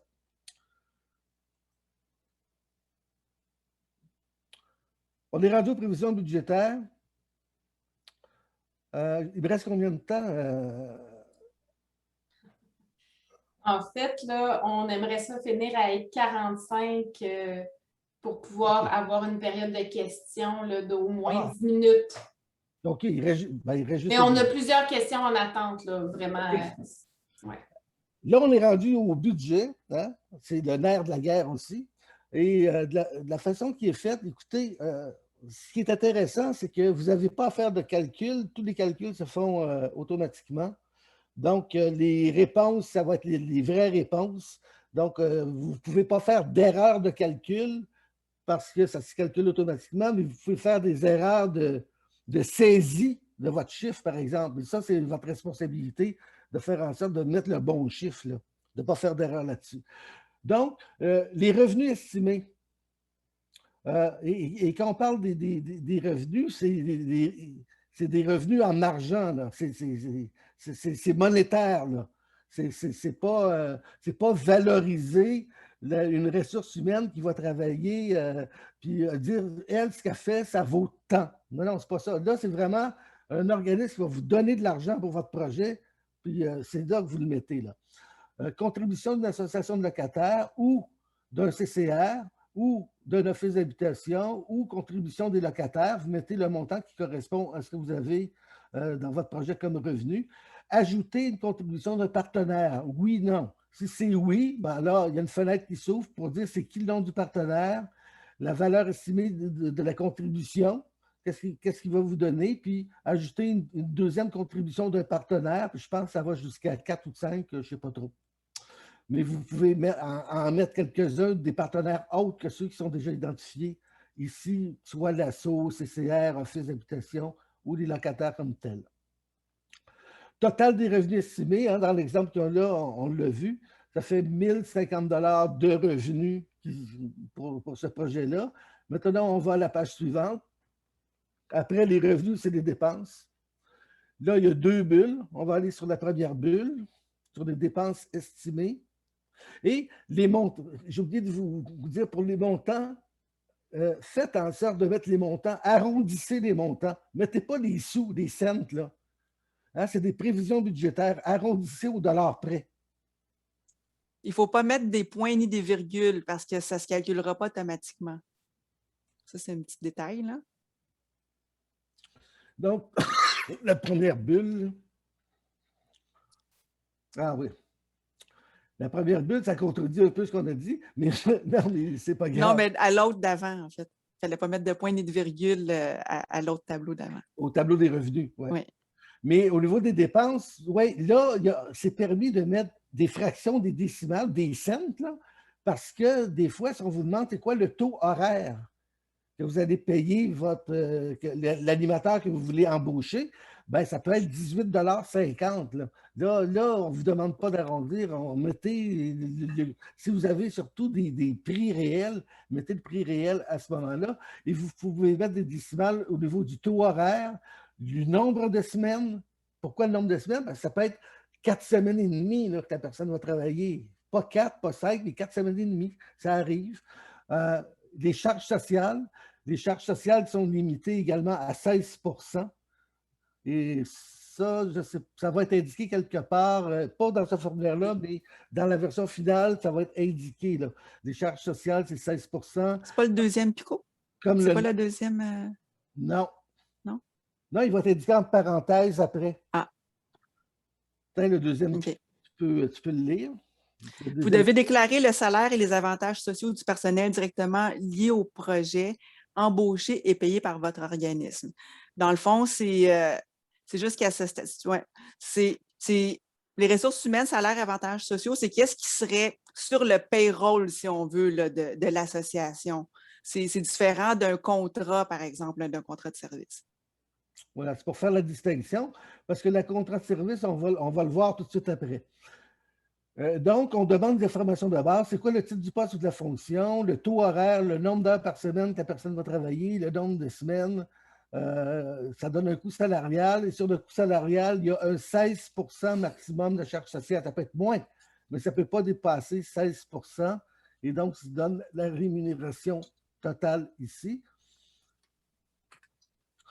Si dans un projet, vous voulez embaucher, mettons, un animateur jeunesse et un animateur pour les personnes aînées, bien là, votre deuxième animateur, disons, vous allez ajouter un deuxième membre du personnel, vous allez cliquer ici et une fenêtre s'ouvre qui va vous demander exactement les mêmes informations que précédemment.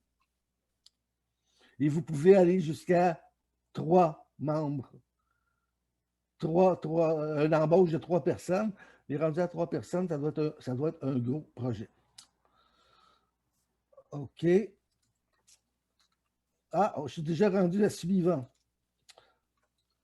Donc, on a passé les ressources humaines au niveau de l'assaut comme tel.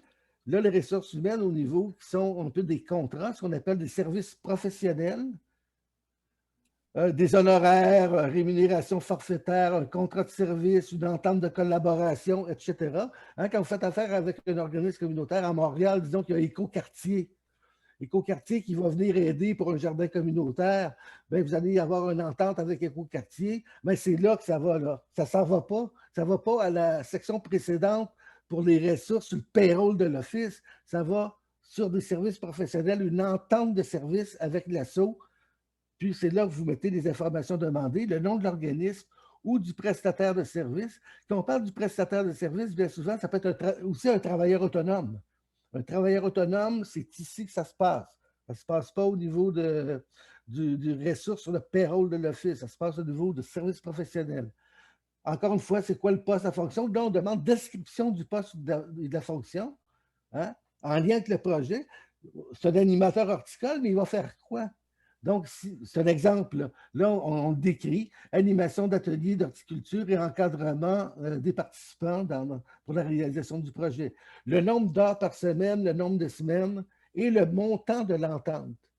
Un contrat de service, bien souvent, c'est négocié et il y a un montant total de l'entente. C'est ça qu'on veut avoir comme montant ici. S'il y a lieu dans le cadre de votre projet, bien sûr. On peut ajouter une deuxième entente de service s'il y en a une deuxième avec un autre organisme, jusqu'à 3, je crois, jusqu'à 3 ententes de service. On a fini pour les dépenses concernant les services professionnels avec les informations qui sont demandées. Vous voyez que c'est un élément, puis après on passe à l'autre page. N'oubliez pas, moi, je ne l'ai pas fait parce que c'est déjà fait au préalable. Avant d'aller à l'autre page, sauvegardez vos données. Je vais le faire à cette page-là pour vous le montrer. Il y a un bouton en bas de sauvegarde. Les dépenses estimées maintenant pour les ressources, hein, les ressources matérielles qui sont équipements matériels et fournitures, comme les formulaires des années passées. C'est juste, ce n'est pas présenté pareil dans un beau cadre puis des colonnes et tout. Là, on demande c'est quoi l'item, le nom de l'item, une description détaillée de l'item. Autrement dit, il y a un item, mettons des bacs à jardin en bois recyclé. C'est un exemple. Hein? Bon, c'est la description détaillée, c'est octroi des bacs aux demandeurs, incluant les frais de livraison. C'est important de le dire. Les frais de livraison, les frais de transport ou, comme je disais tantôt, les travaux de plombier ou d'électricien qui seraient nécessaires dans le cadre de travaux d'équipement matériel, c'est là que vous allez inclure le montant et non pas au niveau des services professionnels. Les services professionnels, c'est vraiment faire affaire avec des organismes qui vont vous aider à la réalisation du projet au niveau de l'animation, formation, encadrement. Là. Si vous avez des services professionnels de gens de la construction, bien, vous allez entrer des coûts avec le matériel et l'équipement que vous allez acheter. Autrement dit, si vous achetez de la terre et il y a le coût de la terre et les frais de livraison, bien, vous mettez ça ensemble. Là. Vous ne mettez pas la terre là et les frais de livraison dans le service professionnel. J'espère que je me fais bien comprendre. Donc, vous pouvez aller jusqu'à 12 items. 12 items, hein, la description, le prix unitaire, hein, pour un item, pour un matériel, le prix unitaire, la quantité que vous allez acheter et le calcul se fait automatiquement. Ici, on en avait pour un deuxième. Bon, encore une fois. Et c'est important de dire ici que si vous mettez un item et que ça dépasse 1000 $, on vous demande, on va le mettre ici, disons. On va faire un exemple. J'espère que ça va fonctionner. Oups. Bon. Mettons, c'est 1000 et plus. Hein? Si tu mets 1000 puis tu en mets juste un. Donc, 1001. Hop, vous voyez, je viens d'ouvrir. Nom du fichier, choisir le fichier, parce que je suis obligé de mettre une soumission. Pour tout équipement matériel de 1000 $ et plus, une soumission est obligatoire. Comme l'année passée, comme il y a 2 ans aussi. Sauf que là, du moment que ça dépasse 1000 $ pour un équipement matériel, on demande de mettre le fichier correspondant qui démontre qu'effectivement, ça coûte plus 1000 $, puis c'est pas des blagues. Là. D'accord. Donc, vous pouvez aller, comme Elisabeth a dit, jusqu'à 12 items. Dans le cas de nos exemples, il y avait 2 items pour un total de 2400 $ suivant. Sauvegarder aussi. N'oublie pas de sauvegarder. Oui. Là, ouais, disons, on va sauvegarder. Vous voyez, il y a une fenêtre qui s'ouvre quand on sauvegarde. C'est écrit de fournir notre adresse courriel électronique parce qu'ils vont nous envoyer un lien. Ils vont nous envoyer un lien qui va nous permettre, si jamais on ferme le formulaire, qui va nous permettre de revenir vers le formulaire où on a sauvegardé. Évidemment, si on ne sauvegarde pas, toutes les données vont être perdues, des données qui n'auront pas été sauvegardées. Ah, il me demande d'envoyer le lien, regardons ça. Bon, OK. Vous allez sauvegarder, vos réponses ont été sauvegardées avec succès.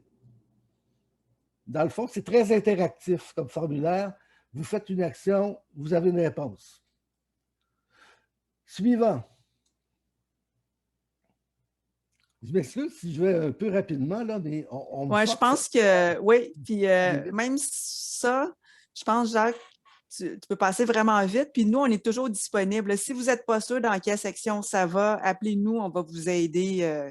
Ce n'est pas un problème. Oui, mais là, on a du temps en masse, là, il est 11h30, puis on a fini.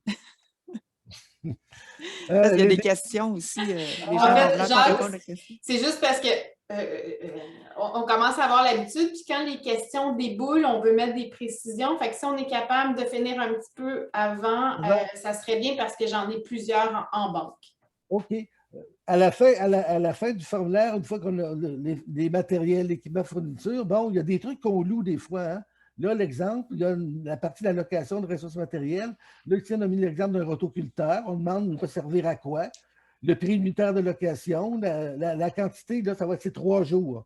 Ça, on peut le regarder dans la description, on l'a mis. Location à la journée, 25 $ par jour, pendant 3 jours, 75 $.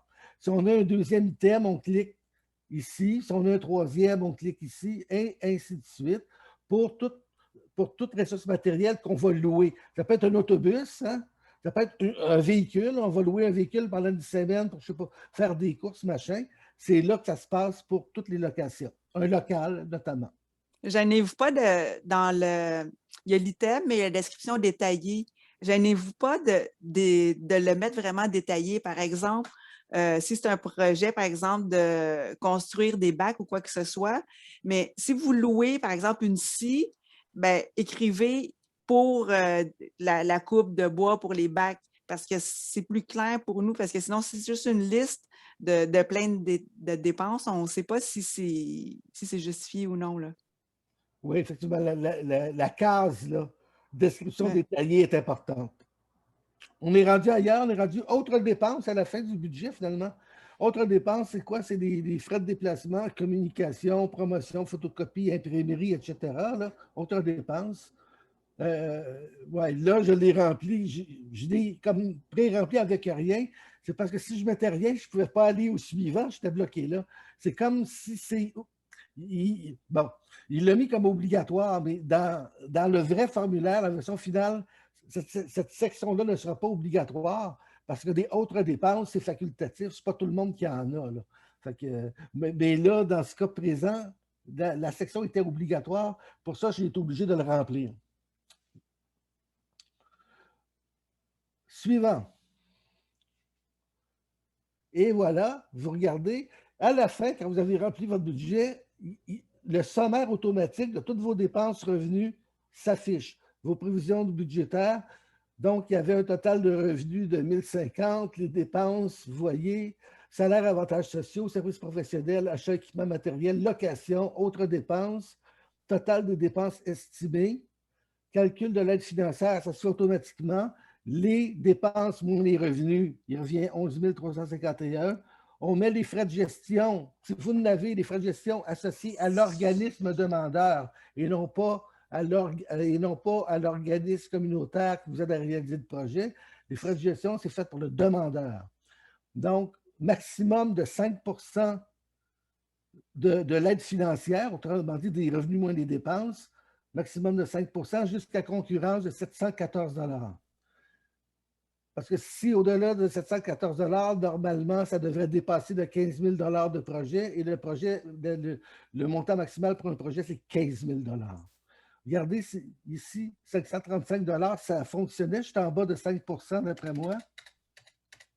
Si j'y vais avec 600 $, je ne sais pas ce que ça va donner. Ça ne fait rien. Non, si tu vas plus haut que 714, il va te bloquer. Ouais. Ah, OK. Sinon, l'autre, 800, oui. OK, mettons 715. Oups. Ah, vous voyez, je suis en haut de 714, donc les frais de gestion ne peuvent pas dépasser 714 $. Et quand on dit 714 $, ça équivaut à 5 des revenus moins les dépenses. C'est ça, là. C'est pas, vous ne mettez pas 714 si vous avez 11 000 $ de dépenses, de coûts d'aide financière. 5 de 11 000, c'est 535 $ environ. Ça, c'est une des seules parties qu'il faut rentrer à la mitaine. Là. Une des seules parties qui ne se calcule pas automatiquement. Il y a une bulle d'ailleurs ici ouais. qui vous le dit. Là. Ouais. Donc, les frais de gestion constituent les coûts associés à l'administration du projet par l'organisme demandeur. Souvent, dans les assos et CCR, là, il n'y en a pas. Là. Ils doivent représenter un maximum de 5 du montant affiché ci-dessus à la ligne aide financière, donc qui représente la différence entre les revenus et les dépenses, sans dépasser le 714 $. Bon, ça répète ce que je vous ai dit.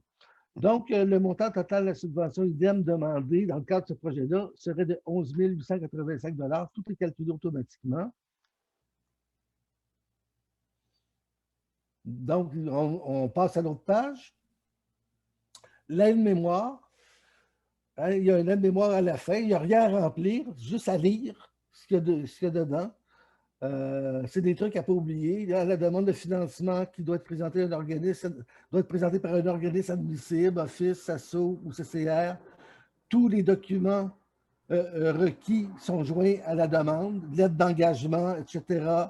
L'aide financière demandée ne doit pas dépasser 15 000 $. Pour toute dépense de matériel de 1 000 $ et plus, ça prend une soumission. La date limite, transmettre la demande, sera le 24 septembre 2021. Il y a des recommandations ou des atouts à votre projet si vous faites acquisition d'équipements usagés. Là, le comité de sélection, ça les impressionne toujours. Fournir des preuves de prix pour les dépenses d'équipement ou de matériel de moins de 1 000 $. Que 1 000 $ et plus, c'est obligé de fournir une soumission, mais vous pouvez en fournir pour moins de 1 000 $. Fournir des photos d'équipements ou de matériel que vous avez prévu d'acquérir, fournir des photos ou des plans. Si vous faites un aménagement de terrain quelconque, fournir des plans de ce que vous voulez faire ou des photos de la cour extérieure, de la salle communautaire, peu importe. C'est un aide-mémoire. On va aller vite là-dessus. Suivant, on est rendu à la fin, transmission de la demande. Donc, à titre de responsable de la présente demande, le nom qui est là, c'est bien écrit. C'est le nom de la personne responsable de la demande tel qu'indiqué dans la partie 1. À la partie 1, là, qu'on nommait le nom de l'organisme, c'est le nom du responsable de la demande. C'est ce nom-là qu'on veut apparaître là. On ne veut pas voir apparaître un autre nom. C'est le même nom qu'on a mis à la section 1. Il déclare sur l'honneur que les renseignements fournis dans la demande financière, et je reconnais également avoir consulté les acteurs du milieu, les organismes communautaires impliqués dans la réalisation du projet, faisant état de la présente demande. Hein, on coche ici et on le soumet. Là, je ne le soumettrai pas ici parce que ça va s'en aller. Là. Je ne le reverrai jamais. donc, une fois que vous avez tout rempli, et avant d'appuyer sur soumettre, là, de grâce, allez en arrière, hein, précédent, allez vérifier que vous n'avez rien oublié. Il y a un bouton aussi précédent. Allez vérifier que vous n'avez rien oublié. Et une fois rendu au début, recommencer vers la fin, suivant. Comme ça, vous allez être certain qu'il n'y a rien qui va manquer. D'une façon ou de l'autre, si vous manquez une information dans une zone de texte qui est obligatoire, vous ne pourrez pas faire suivant, ça va vous le noter avant. Ben voilà. Ben, il ne peut pas aller plus loin. Là, hein? Merci. Super. Bravo pour le sprint, Jacques. Hey, tu as même 5 minutes d'avance, Jacques. Tu as même 5 minutes d'avance. J'ai une bonne blague à vous conter. Donc là, on pourrait peut-être départager pour qu'on voit un maximum de gens. Si tu es d'accord, Jacques, pour enlever ton partage d'écran. Oui. Et je vais faire comme tout à l'heure, je vais faire des petites questions en rafale. Donc, tout à l'heure, bon, Joanne nous avait demandé quel est le montant maximum accordé. Ça a été répondu, c'est 15 000 $. Là, une autre question. Une fois qu'on a soumis une demande, quand est-ce qu'on doit s'attendre à une réponse? Et février. Février. Donc, que ce soit positif ou négatif? Oui. On a une réponse en février. Parfait. Et vous allez, si c'est le même schéma que les 2 dernières années, vous allez avoir une première réponse de la ministre qui va simplement vous dire « Je vous applaudis, je vous félicite, votre projet a été accepté. » Et ça, c'est pour les acceptations. Parce que la ministre n'envoie jamais des lettres de refus. Hein, on se comprend, là? Elle envoie les bonnes nouvelles. La mauvaise nouvelle, c'est la SHQ qui va envoyer des lettres de non-acceptation ou de refus. Mais la lettre importante, ce n'est pas celle de la ministre. Ça va être celle que vous allez, pour les projets acceptés, ça va être celle de la SHQ qui détermine les conditions et modalités de réalisation de votre projet. Donc, dedans, qui vous donne des directives pour dire comment votre projet doit être réalisé. C'est cette lettre-là qui est importante. Mais à partir du moment où vous avez votre lettre de la ministre, la date que dessus, vous pouvez démarrer votre projet. Super. Même si vous n'avez pas de scène. Là. Puis si mon projet n'est pas accepté, on va me dire, ben, malheureusement, pour cette année, ça ne fonctionnera pas. Ça ne fonctionnera pas et ça ne veut pas, c'est toujours important de le dire, ça ne veut pas dire que votre projet, c'est un mauvais projet. Hein? On est bien loin de ça. Ça veut dire qu'il y avait une enveloppe budgétaire totale de 300 000 $. On a reçu des demandes pour 600 000 $. Il fallait faire un choix quelque part. Donc, on a essayé de prendre des meilleurs projets. Puis là-dedans, il y a de très bons projets qui, malheureusement, il y en avait peut-être d'autres qui étaient une coche au-dessus, qui fait qu'ils n'auront pas d'argent, mais ça ne veut pas dire que c'était des mauvais projets. Super. Une autre question qui relève de tout à l'heure, là, dans le fond, est-ce qu'il y a plus de points ou plus d'importance qui est donnée si on a une retombée plus grande au niveau du nombre de locataires touchés? Y a-t-il un ratio si on est un plus petit office? Comment c'est considéré? Non, ben non. Bonne question. Ben, peut-être Isabelle du répondre. Non, ben c'est... non. Moi là-dedans, tout est question de cohérence du projet. OK. Hein? Il ne faut pas oublier, il ne faut pas prendre le comité de sélection pour une gang de toto et de tarte. Là. On a l'expérience, ça fait 10 ans qu'on est le même comité sous l'IDEM. Donc, on a vu passer des trucs, on connaît très bien comment fonctionne la mécanique des projets, le fonctionnement de réalisation des projets. C'est difficile de nous en passer une là, après 10 ans. Donc, on voit, nous, la cohérence d'un projet et on voit aussi les illogismes qu'il peut y avoir dans un projet. Et quand il y a trop d'illogismes ou d'incohérences, là, on se dit, même si c'est pour rejoindre beaucoup de monde, on sait très bien que ça ne sera pas possible de rejoindre beaucoup de monde. Donc, ce que je veux dire, c'est pas de. Est-ce qu'on a plus de points que ça rejoint plus de monde? Non. Le nombre de points, c'est un tout. Le projet fait un tout. Et il y a une cohérence dans les différents aspects de développement d'un projet. Si ça tient la route, vous avez un bon score. C'est ça que ça veut dire. Si c'est fait tout croche, ben là, vous avez le score qui va aller avec le tout croche. Il faut que ça soit réaliste en concordance avec ce qu'on nomme dans le budget et dans le projet. Par exemple, si vous me dites que les personnes directement touchées vont en avoir 500, on ne vous croira pas. C'est pas possible. C'est pas possible. Les projets qui se réalisent, on reçoit les rapports finaux de réalisation à la fin et on compare ce qui était prévu et réellement réalisé. Et les gens qui disaient on va rejoindre 100 personnes, 150 personnes, on se rend compte qu'on a rejoint 20-25 en réalité. Ça, c'est réaliste 20-25. Dépendamment de l'activité, bien sûr. Là. Mais arrêtez de faire des projets pour 500 personnes. Il n'y a jamais 500 personnes qui vont participer en même temps à votre projet. Ce n'est pas possible. OK. Donc, il faut être réaliste dans nos demandes. Oui. Justement, on avait quelqu'un qui nous demandait, pouvez-vous donner quelques exemples de projets admissibles là, pour donner une idée aux gens, un peu la panoplie, qu'est-ce que c'est des projets qui peuvent être financés par IDEM? On va sauver beaucoup de temps. Allez lire le document d'information IDEM, ça va tout être dedans. Mais là, on en a du temps. OK, donc, vas-y, Elisabeth. Ben, en fait, la vérité. Devant moi, là. Non, mais la vérité, c'est que presque tous les documents, tous les projets sont admissibles. Ça dépend vraiment de comment vous le présentez. Je dirais que la ligne de base, il faut vraiment que ce soit un projet qui est collectif, qui est fait par et pour les locataires. Fait que n'importe quel projet, même tout à l'heure, on n'a pas répondu à la balançoire, mais acheter une balançoire en tant que telle, juste achat de matériel pur et simple, ce n'est pas finançable. Par contre, une balançoire dans le cadre d'un projet pour briser l'isolement ou dans un cadre d'un projet de déménagement d'une cour pour contrer les îlots de chaleur, mais ça, c'est la même balançoire, le même montant, puis votre finançable, vous allez avoir un haut pointage, vous allez avoir votre financement. Ça dépend toujours de comment est déposé le projet. Au moins, on finance quand même du matériel, mais il faut tout le temps que ce soit dans le cadre d'un projet. Ensuite, il faut que ça l'atteigne les gens, puis il faut que les gens participent. Il y a différentes façons de participer. On peut participer à l'avant-projet dans la consultation, puis ce n'est pas nécessairement les mêmes qui vont participer à la fabrication, à la construction ou la mise en place. Puis des projets qui incluent beaucoup de partenaires.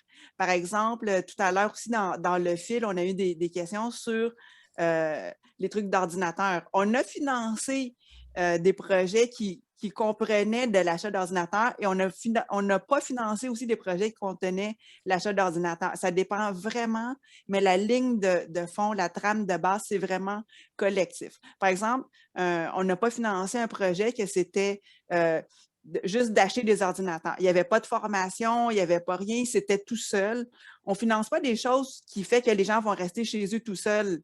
On finance des choses qui vont permettre des gens à se mettre ensemble en lien pour atteindre des buts d'empowerment, de briser l'isolement, d'être ensemble. Puis c'est sûr, là, avec la COVID, il faut quand même être créatif, mais le jury est ouvert aussi à ça. Là. Il faut amener des solutions puis qui sont réalistes. Et aussi, peut-être dans un des atouts, je pense que c'est important de le mentionner, c'est on va donner un plus grand pointage à un projet où vous avez de l'achat d'équipement. Par exemple, si c'est un projet de faire une cuisine collective et vous devez vous équiper, mais le même projet avec de l'achat d'équipement neuf qui va coûter 5 000 $ et le même projet avec l'achat d'équipement seconde main qui va coûter juste 2 000 $, bien, celui qui va coûter moins cher d'équipement va être privilégié par rapport à celui qui coûte plus cher. Donc, il y a plein d'aspects comme ça, mais c'est pour ça aussi, il faut lire vraiment le guide. Ça va vous donner des trucs, puis on va avoir des idées de projets aussi dans le guide. Sur le site aussi, on va mettre la liste des projets qui ont été financés les autres années.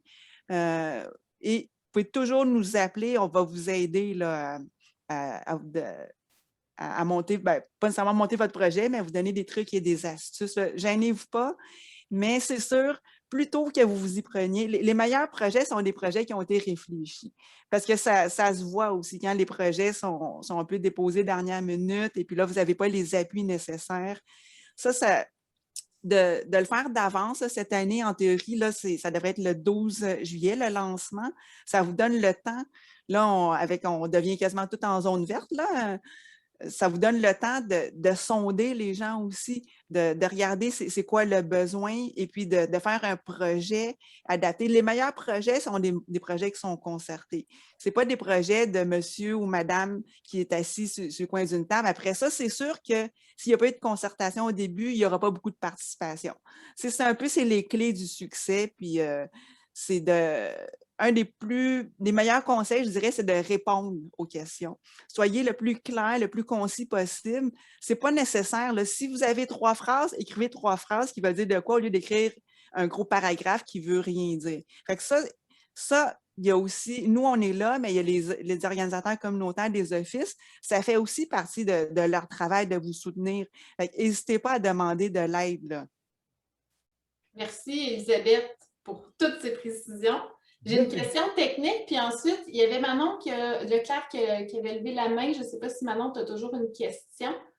Donc, je vais faire ma question technique d'abord.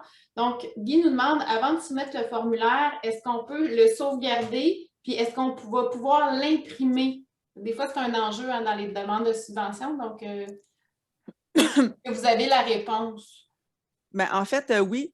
Quand on l'envoie, il nous renvoie le PDF. Il nous renvoie, je ne sais pas si c'est en forme PDF ou avec nos réponses, mais moins beau que dans un formulaire là, comme on a rempli. Oui, c'est vrai. Hein? OK, donc on y a accès par la suite. Oui, par la suite.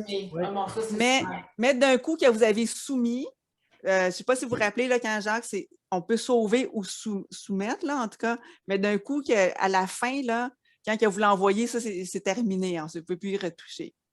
Okay. Donc, tant que vous n'êtes pas sûr, ne faites pas l'envoi final parce que vous avez toujours accès. Parfait. Excellent. Donc, pas Joanne, mais Manon, est-ce que la question a été répondue? C'est-tu Manon moi? C'est Manon moi? Oui, c'est Manon Leclerc. C'est mon nom, c'est Manon Paquette, sauf que je ne suis pas capable de changer mon nom, c'est mon nom de mariée qui est écrit. Fait que je suis Manon Paquette, je me demandais juste si l'année passée, ça prenait mon programme n'était pas correct. Là, j'ai un nouvel ordinateur. Il faut que je télécharge quoi pour arrobas. Rien. Non, ça n'a rien à voir avec l'année passée. On oublie ça l'année passée. Bon, mais super. Là, ça va être un formulaire qui est directement en ligne. Et ce qui est important, c'est il ne fonctionne pas sur le navigateur, le vieux navigateur explorateur là, qui n'existe même plus. Là. Mais si vous l'avez encore, là, changez-les. Il fonctionne pour le mieux avec Chrome. Le navigateur Chrome. Bon, bien, parfait. Merci beaucoup. Oui, c'est une excellente question parce qu'avant, si on n'avait pas Adobe ou Acrobat, ça pouvait être compliqué. Là, c'est vraiment accessible. C'est bien de le mentionner. Oui, Elisabeth? Oui, j'aimerais préciser aussi que là, on parlait beaucoup du contenu. Donc, Jacques et nous, à la Fédé, on répond à vos questions. Ça, ce n'est pas un problème. Mais si vous avez des problèmes informatiques, il y a un numéro. Bien, en fait, vous pouvez cliquer puis aller chercher de l'aide. Ce n'est pas nous. Donc, il va y avoir des gens des problèmes techniques là, pour remplir le formulaire ou quoi que ce soit. Mais à ce moment-là, vous pouvez cliquer et puis les contacter. Ils vous rappellent supposément assez rapidement. Là. Oui, puis à la fin, je pourrais le partager, mais là, je vais vous le dire. La dernière page qu'il y avait, hein, le point 8, transmission de la demande, il y avait là, soumettre, sauvegarder, des boutons. Et complètement à gauche, il y a un lien qui est là, c'est écrit « Contacter le soutien ».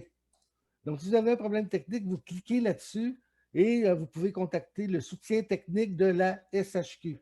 Et vous l'avez, je pense, à la première page également du formulaire vous pouvez communiquer. Il y a les coordonnées de moi, d'Élisabeth et de la SHQ et du soutien. Il y a de la SHQ et même du soutien technique de la SHQ.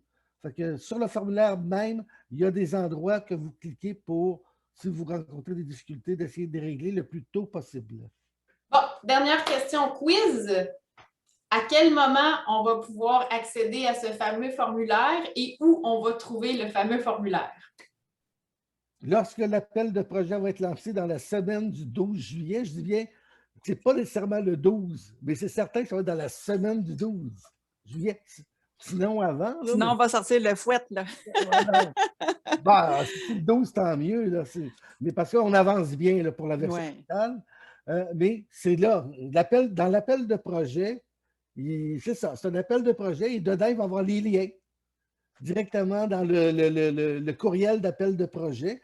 Et après, le lien va se retrouver sur le site web du ROC à la page IDEM et sur le site web de la Fédération des locataires et peut-être même au niveau de la SHQ aussi, le lien va être quelque part.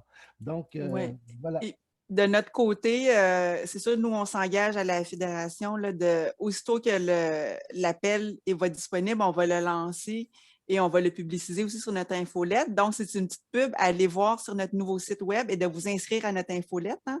Ça, c'est bien important. Et on va faire des rappels là, aussi là, pour accéder à la demande. Super. Puis on sait qu'Élisabeth et Jacques sont disponibles au téléphone pour répondre à vos questions. Ça, c'est vraiment précieux. Si vous avez des doutes sur comment formuler les choses, est-ce que mon projet se qualifie ou pas, n'hésitez pas, on peut répondre. Avant de vous quitter, parce que là, c'est vraiment la pause estivale, on aimerait quand même avoir une petite évaluation de votre part. S'il y en a qui veulent prendre la parole et lever la main, comment vous avez trouvé la formation aujourd'hui? Parce qu'on a quand même le souci là, de s'améliorer. Hein? C'est la 2e année qu'on fait ça. Donc, est-ce que il y a certaines personnes qui veulent nous dire comment vous avez trouvé ça aujourd'hui? Point fort, point faible? Je ne vois pas de main. Ah oui, OK. Donc, je débute avec Yves Dubé et ensuite Manon Paquette qui a réussi à changer son nom. Donc, Yves, à toi la parole. Merci. Moi, je vais émettre le commentaire suivant. Les formations du mercredi, ça ne concernera pas juste aujourd'hui. En ce qui concerne aujourd'hui, moi, je calcule ça comme une bonne réussite. Un excellent travail. On a eu des très bonnes descriptions. À preuve, je n'ai pas eu à poser de questions, donc j'ai reçu les bonnes informations et c'était cohérent. Et ensuite, là, je voudrais profiter de l'occasion pour remercier tout le monde qui ont été assidus à tous les mercredis, ainsi que ceux qui sont présents aujourd'hui. Il y en a qui c'est des nouveaux visages aujourd'hui pour moi. Alors, puis là-dessus, je vais vous souhaiter un bel été. Merci. Merci Yves. Manon. Moi, je vous remercie beaucoup, beaucoup, beaucoup pour toutes les informations. C'était vraiment très, très bien expliqué. Puis cette année, probablement que je n'aurais pas besoin d'appeler Monsieur la Liberté. Merci beaucoup. Ouais. On se connaît bien, Manon. Hein? Il reste disponible. Donc, je vais peut-être vous lire les commentaires dans le chat. Donc, finalement, les gens ont trouvé ça très clair. Effectivement, un gros merci, hein, Jacques et Elisabeth, mais aussi Jacques de te rendre disponible comme ça. Là, c'est très, très apprécié de tout le monde. Donc, les gens nous disent merci. Merci à toi, Jacques. Excellente présentation. Les explications étaient claires. Merci, Jacques et Elisabeth. Bonne explication. Finalement, c'est dithyrambique. Merci beaucoup, très apprécié. Excellente formation. Bon été à tous de la part de Lucien. Merci à tous. Très bon travail. Donc, on va quand même essayer de s'améliorer. Mais de façon générale, je pense que les explications étaient claires. Et donc, on vous donne rendez-vous cet automne. Oui, au plaisir de vous revoir, d'échanger. D'ici là, on va être en vacances à rotation. Par contre, on est toujours ouvert, le bureau reste ouvert tout l'été. Donc, si